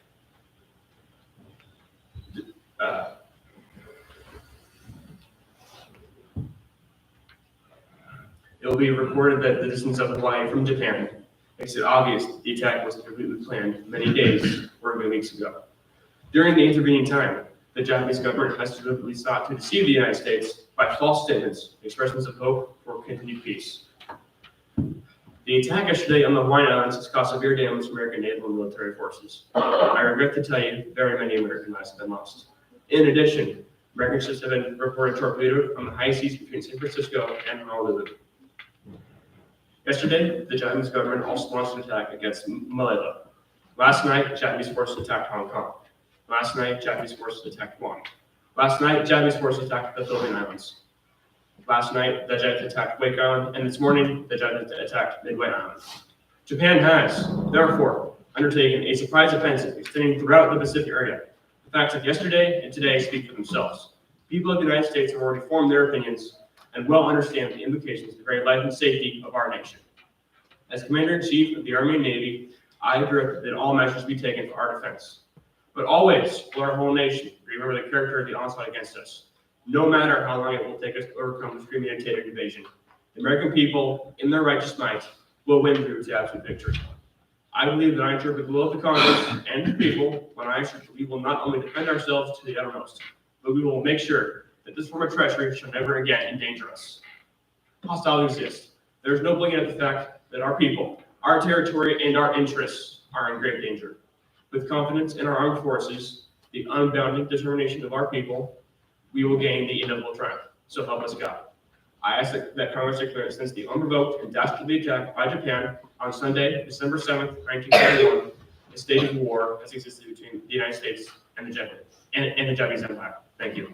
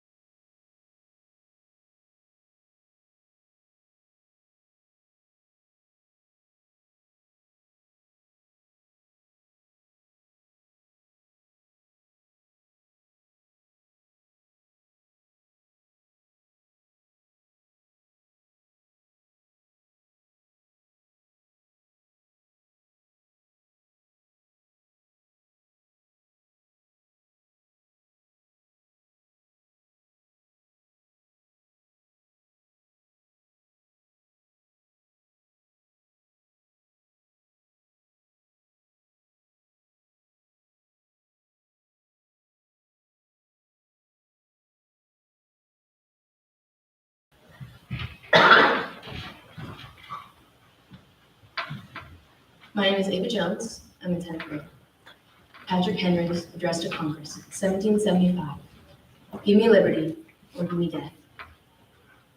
Should I keep back my opinions at such a time, through fear of giving offense, I should consider myself as guilty of treason towards my country, and of an act of disloyalty towards the majesty of heaven, which I revere above all earthly things.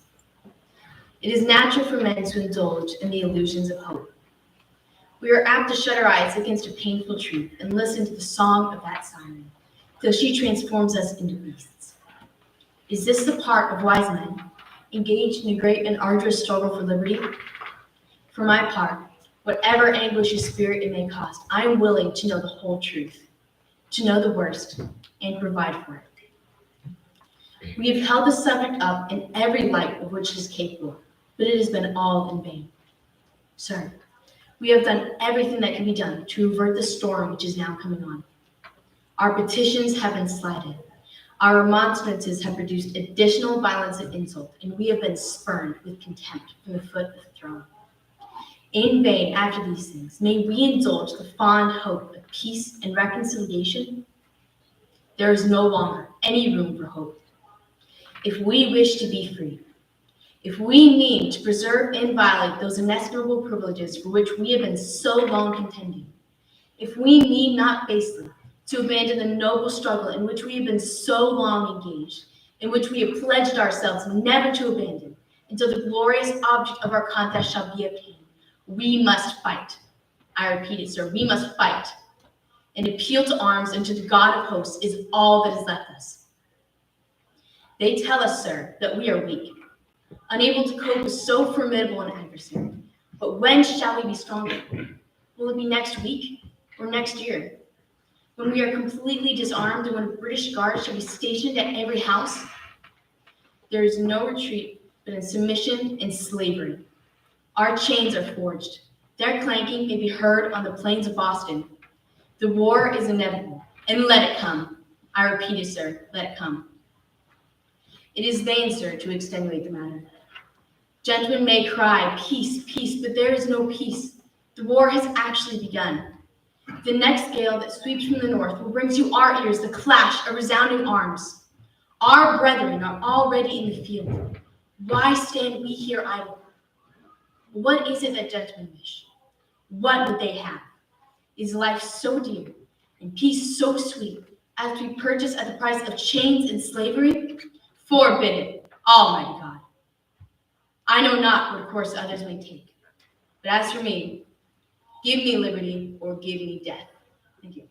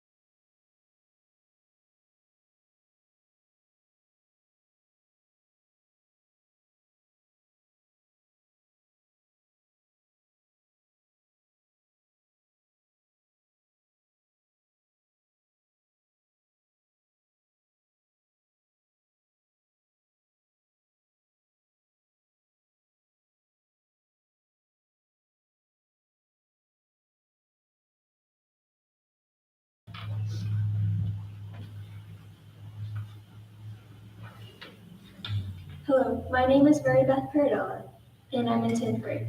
Benjamin Franklin's Call to Prayer. Mr. President, the small progress we have made after 4 or 5 weeks, close attendance, and continual reasoning with each other. Our different sentiments on almost every question, several of the last producing as many no's as yeas, is methinks a melancholy proof of the imperfection of the human understanding. We indeed seem to feel our own want of political wisdom, since we have been running about in search of it. We have gone back to ancient history for models of government and examined the different forms of those republics, having been formed at the seeds of their own dissolution now no longer exist. We have viewed modern states all around Europe, but find none of their constitutions suitable to our circumstances. In the situation of this assembly, groping as it were in the dark to find political truth, and scarce able to distinguish it when presented to us. How has it happened, sir, that we have not hitherto once humbly thought of applying the Father of lights to illuminate our understandings? And have we now forgotten that powerful friend? Or do we imagine that we no longer need his assistance? I have lived, sir, a long time, and the longer I live, the more convincing proofs I see of this truth, that God governs in the affairs of men. And if a sparrow cannot fall to the ground without his notice, how is it probable that a city can rise without his aid? We have been assured, sir, in the sacred writings, that except the Lord build, they labor in vain that build it. We shall wait. I firmly believe this, and I also believe that without his concurrent aid, we shall succeed no better than the builders of Babel. We shall be divided by our little partial local interests, and we ourselves shall be confounded, and we ourselves shall become a reproach and a byword down to future ages. And what is worse, mankind may hereafter, from this unfortunate instance, despair of establishing our government by human wisdom, and leave it to chance, war, and conquest. I therefore beg leave to move that henceforth prayers imploring the assistance of heaven and its blessings on our deliberations be held in this assembly every morning before we proceed to business, and that one or more of the clergy of the city be requested to officiate in that service. Thank you.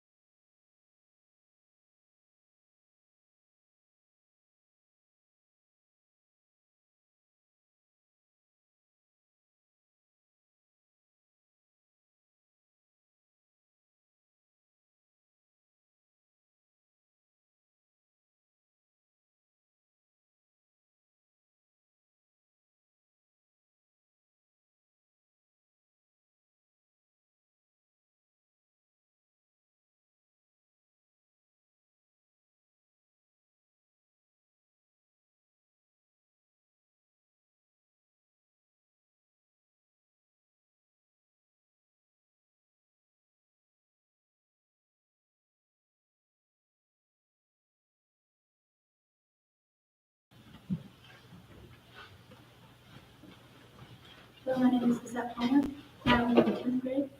I will be reading the final speech from the grade teacher.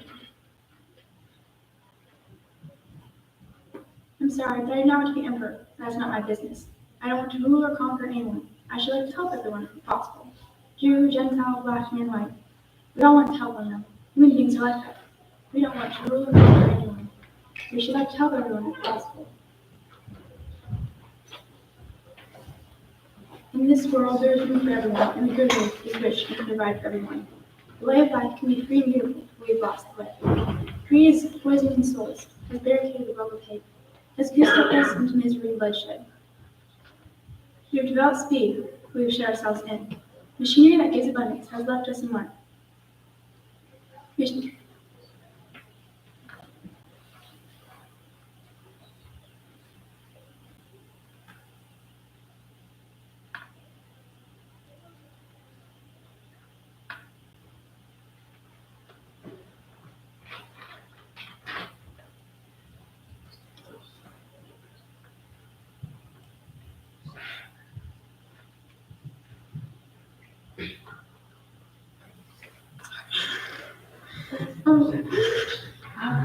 So our knowledge has made us simple. Our bitterness hard and unkind. We think too much and feel too little. More than machinery, we need humanity. More than cleverness, we need kindness and judgments. Without these qualities, life will be lost. Life will be violent and all will be lost. The airplane and the radio have brought us closer together. The very nature of these things cries out for the goodness in man, cries out for universal brotherhood of the unity of us all.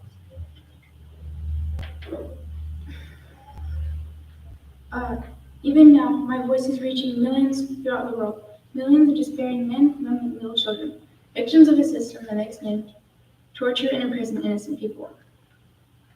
To those who can hear me, I say, do not despair, for the misery that is now upon us is but the passing creed, the bitterness of men who fear the way of human progress.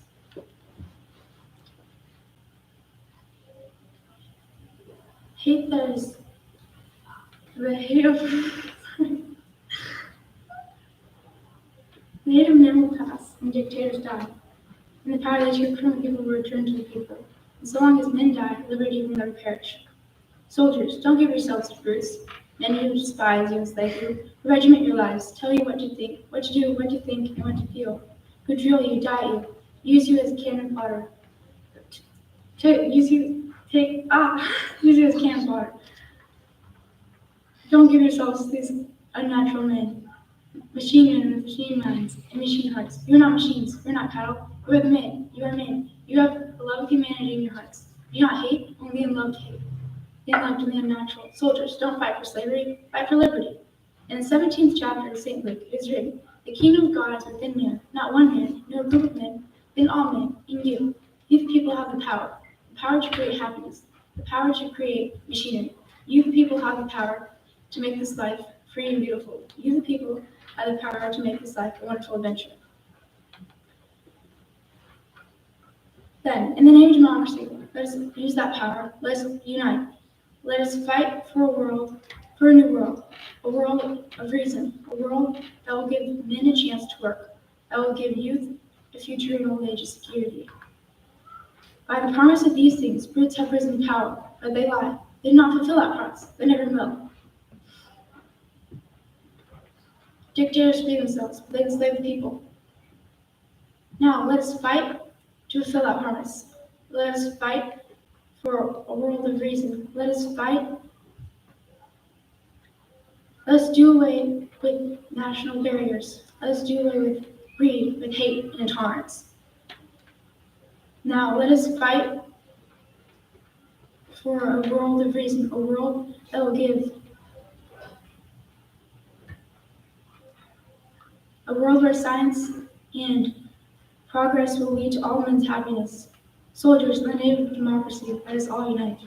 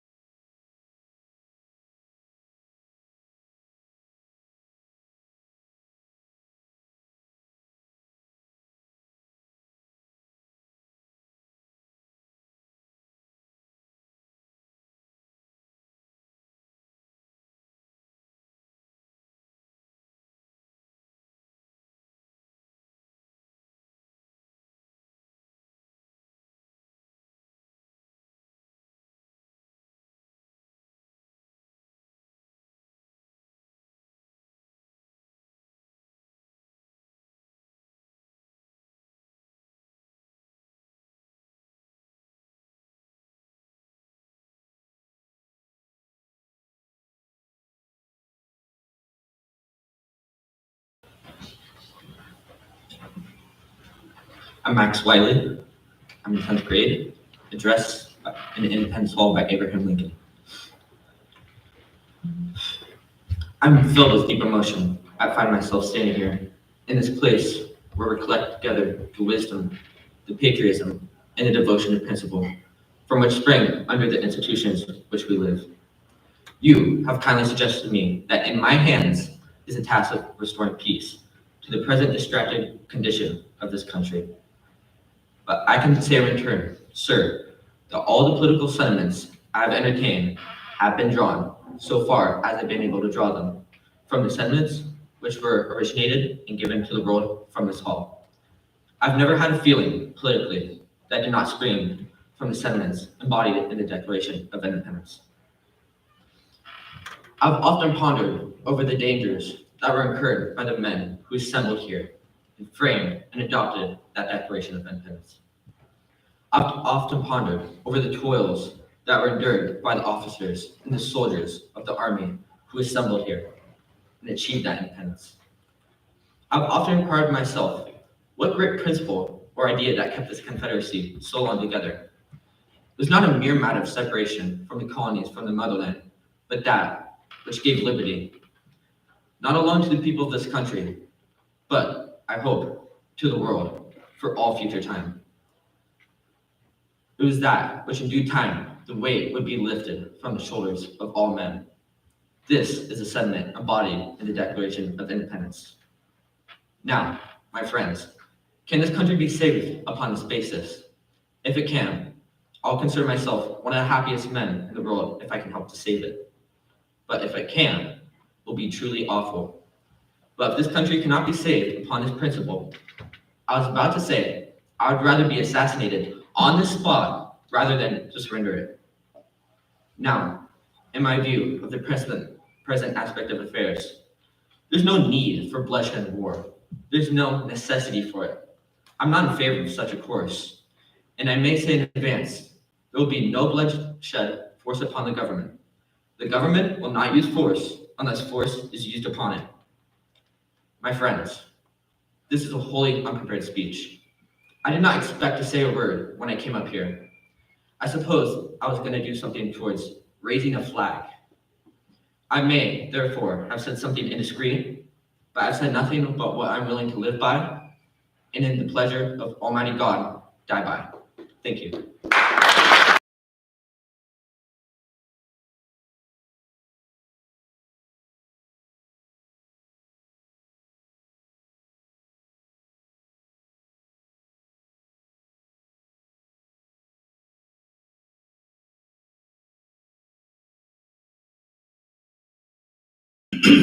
I hope you've been using your commonplace books and putting some of these cool quotes in there, because you should, because there's some excellent stuff in these speeches. I'm enjoying immensely all of this content.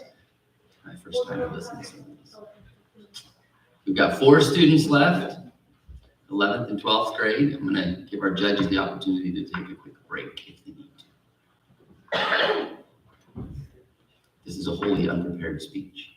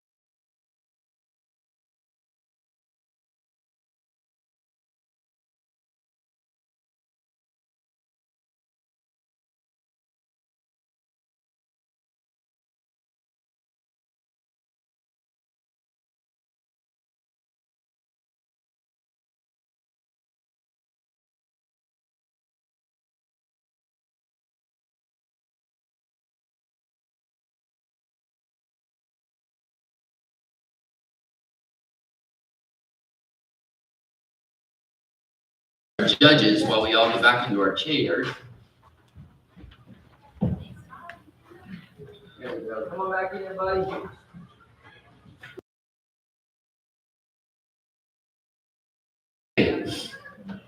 We are ahead of schedule, so that does mean there's a little more time to go out and enjoy the day for our students once everything wraps up here.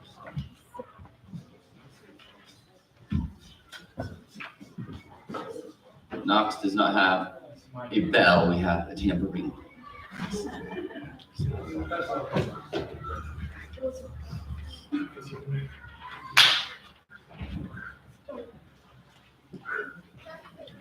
All right, so our judges, Mrs. Mathewson used to teach for Knox for a couple of years. She hails from Eagle Point. She's back with us as a judge. J. Coe. J. Coe, of course. Sorry. Anyway, and we're blessed to have you. Thank you. Mr. Yeager, an old friend of mine, a poet. We've got one of his books of poetry, in our teacher's lounge there. He attends many open mic poetry meetings in the area, right? And is involved at Jacksonville Press, and old friends. So he judged last year and this year, coming back from judging last year also, Mrs. Charlotte Stratton. So good to have you with us too.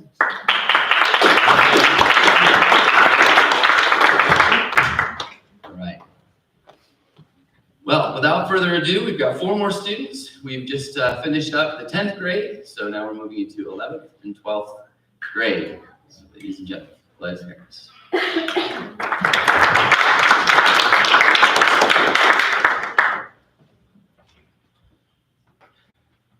Hello, my name is Bless Harris, and this is a 40th year anniversary speech by President Ronald Reagan delivered to the D-Day war veterans. Something else helped the men of D-Day. Their rock-hard belief that Providence would have a great hand in the events that would unfold here, that God was an ally in this great cause. And so, the night before the invasion, when Colonial Wolverton asked his parachute troops to kneel with him in prayer, he told them, "Do not bow your heads, but look up so you can see God and ask his blessing in what we are about to do." Also that night, General Matthew Ridgway on his cot, listening in the darkness for the promise God made to Joshua. "I will not fail thee, nor forsake thee." These are the things that impelled them. These are the things that shaped the unity of the Allies. When the war was over, there were lives to be rebuilt and governments to be returned to the people. There were nations to be reborn. Above all, there was a new peace to be assured. These were huge and daunting tasks, but the Allies summoned strength from their faith, belief, loyalty, and love for those who fell here. They rebuilt a new Europe together. There was first a great reconciliation among those who've been enemies, all of whom had suffered so greatly. The United States did its part, creating the Marshall Plan to help rebuild our former allies and our former enemies. The Marshall Plan led to the Atlantic Alliance, a great alliance that serves to this day as our shield for freedom, for prosperity, and for peace. In spite of our great efforts, not all that followed the war was happy or planned. Some liberated countries were lost. The sadness of this great loss echoes down to our own time in the streets of Warsaw, Prague, and East Berlin. Soviet troops that came to the center of this continent did not leave when peace came.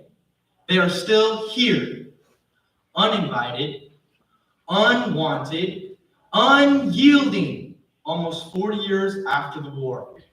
Because of this, Allied forces still stand on this continent today as 40 years ago.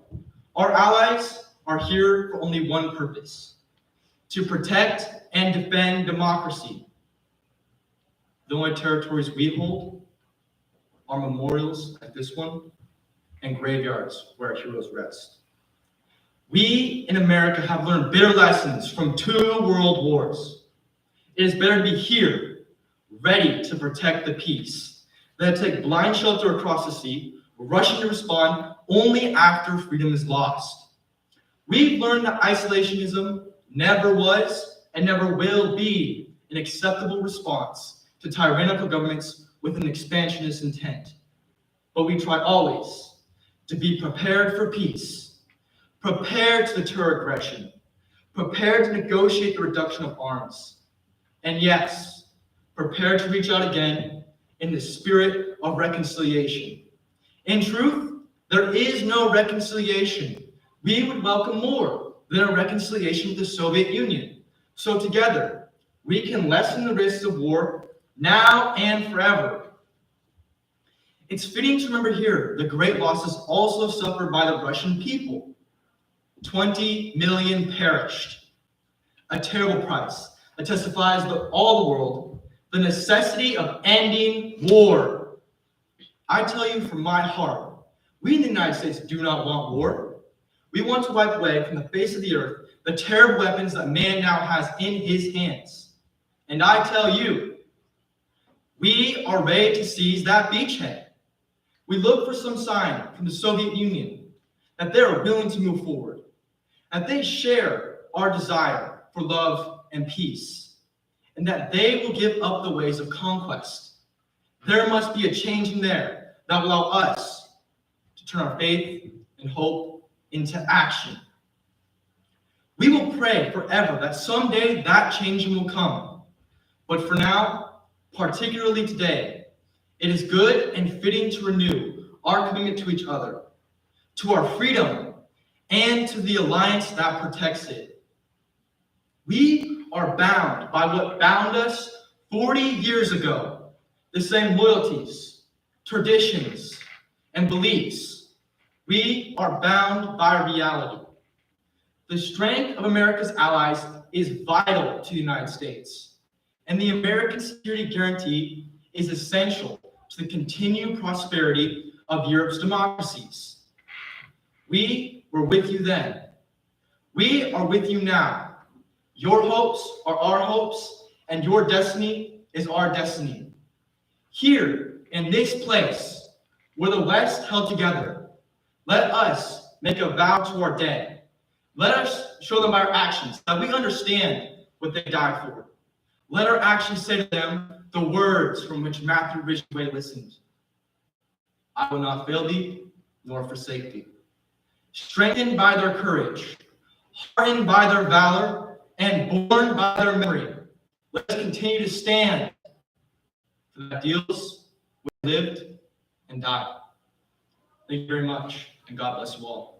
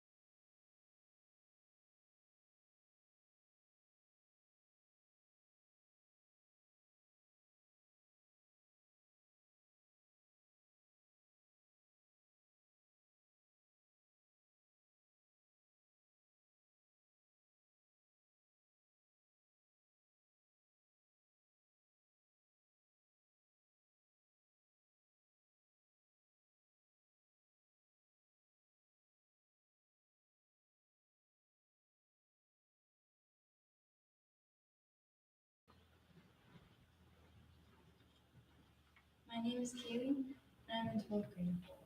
Funeral Oration by Pericles.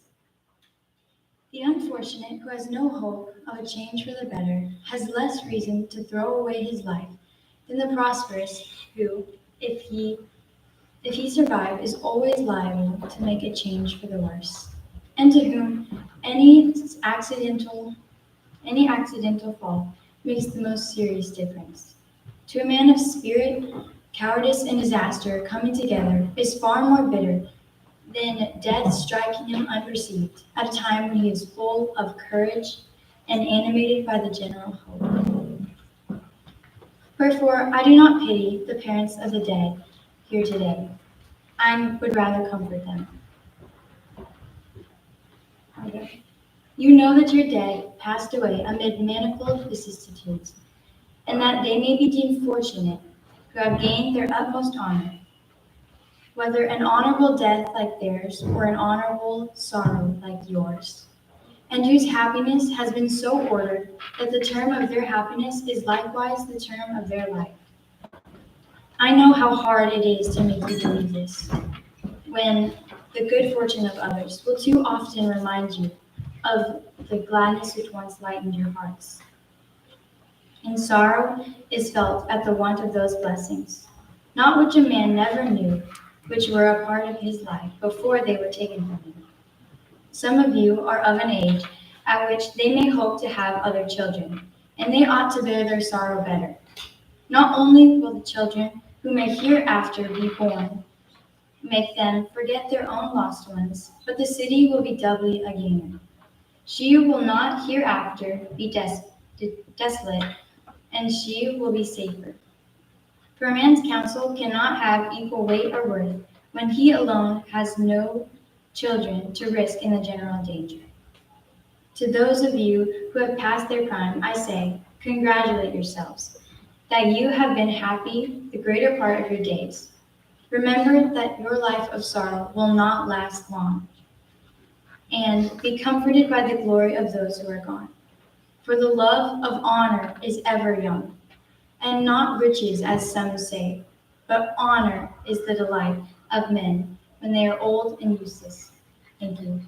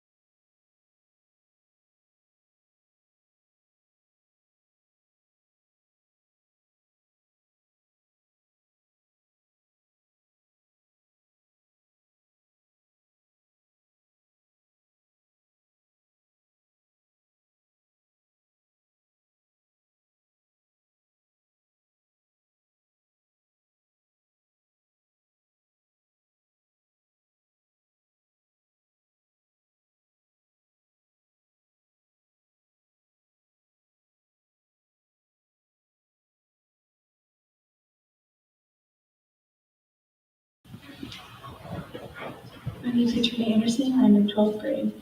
Address on the occasion of the 50th centenary of the Statue of Liberty by Franklin Roosevelt. For over 3 centuries, a steady stream of men, women, and children have looked upon the beacon of liberty which this light symbolizes. They brought to us moral strength and moral fiber, developed in a civilization centuries old, but fired anew by a dream of a better life in America. They brought to one new country the cultures of 100 old ones. They were men and women who had the supreme courage to strike out for themselves, to abandon language and relatives, to start at the bottom without influence, without money, and without knowledge of the life in very young civilization. Perhaps Providence to prepare this American continent to be a place of the second chance. Certainly millions of men, women, and children have made it that. They adopted this homeland because in this land they found a home in which the things they desired could be theirs. Freedom of opportunity, freedom of thought, freedom to worship God. Here they found life because here there was freedom to live. It is a memory of all those eager-seeking millions that makes this one of America's places of great romance. They came to us speaking many tongues, but a single language, the universal language of human aspiration. How well their hopes were justified is proved by the record of what they achieved. They not only found freedom in the New World, but by their effort and devotion, they made the New World's freedom safer, richer, more far-reaching, more capable of growth.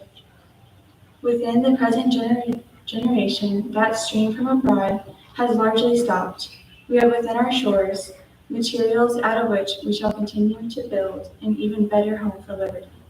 We take satisfaction in the thought that those who have left their native land to us may still retain here their affection for some things left behind. Old customs, old language, old friends. Looking to their future, they knew their children shall live in the new language and the new customs of the new people. And those children more and more realize their common destiny in America. That is true whether their forebears came past this 8 generations ago or only one. The realization that we are all bound together by hope of a common future, not a common past, has helped us to build upon this continent a unity unapproached in any similar area or population in the whole world. For all our millions of square miles, for all our millions of people, there is a unity in language and speech, in law and economics, in education and general purpose, which nowhere finds its match. It was the hope of those who gave us this statue, and the hope of the American people in receiving it, that the goodness of liberty and goodness of peace were the same.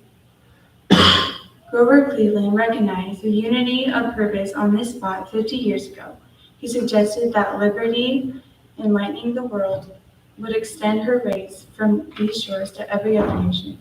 Today, that message should be broadened to the message of liberty, which America sends to all the world, must be added her message of peace.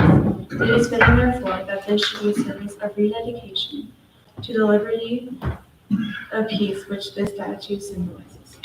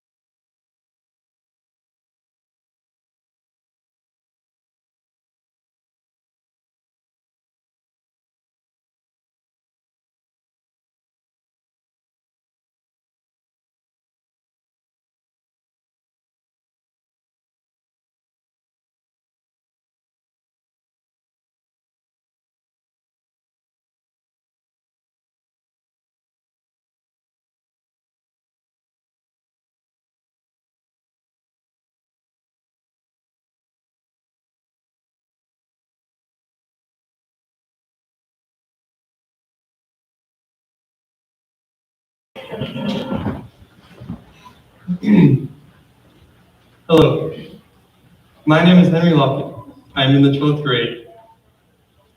Never Given by Winston Churchill. Almost a year has passed since I came down here in order to cheer myself and to cheer the hearts of a few of my friends by singing some of our own songs. The 10 months that have passed have seen some very terrible and catastrophic events in the world.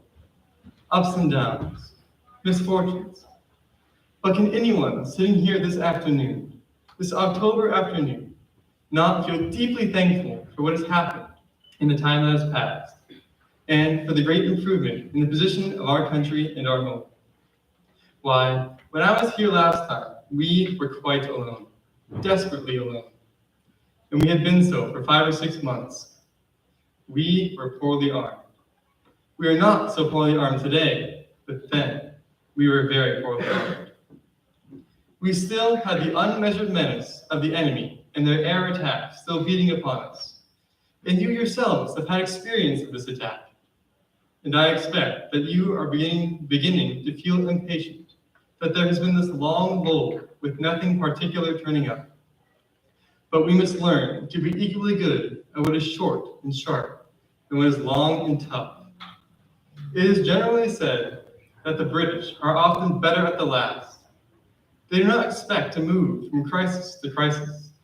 They do not always expect that each day will bring some noble chance of war. But when they very slowly make up their mind that the thing needs to be done and the job put through and finished, then, even if it takes months, if it takes years, they do it.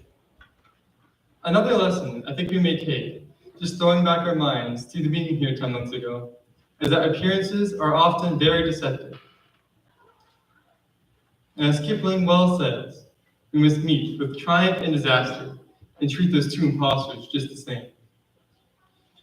You cannot tell from appearances how things will go. Sometimes imagination makes things out far worse than they are. Yet, without imagination, what can be done?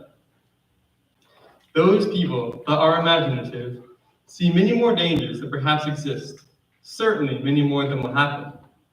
But then they must also pray to be given that extra courage to carry that far-reaching imagination.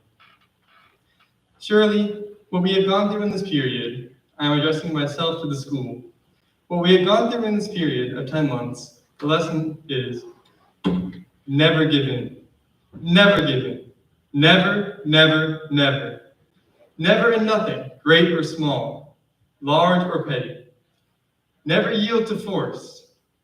Never yield to the apparently overwhelming might of the enemy. We stood here all alone a year ago, and to many other countries, it seemed that our account was closed. We were finished.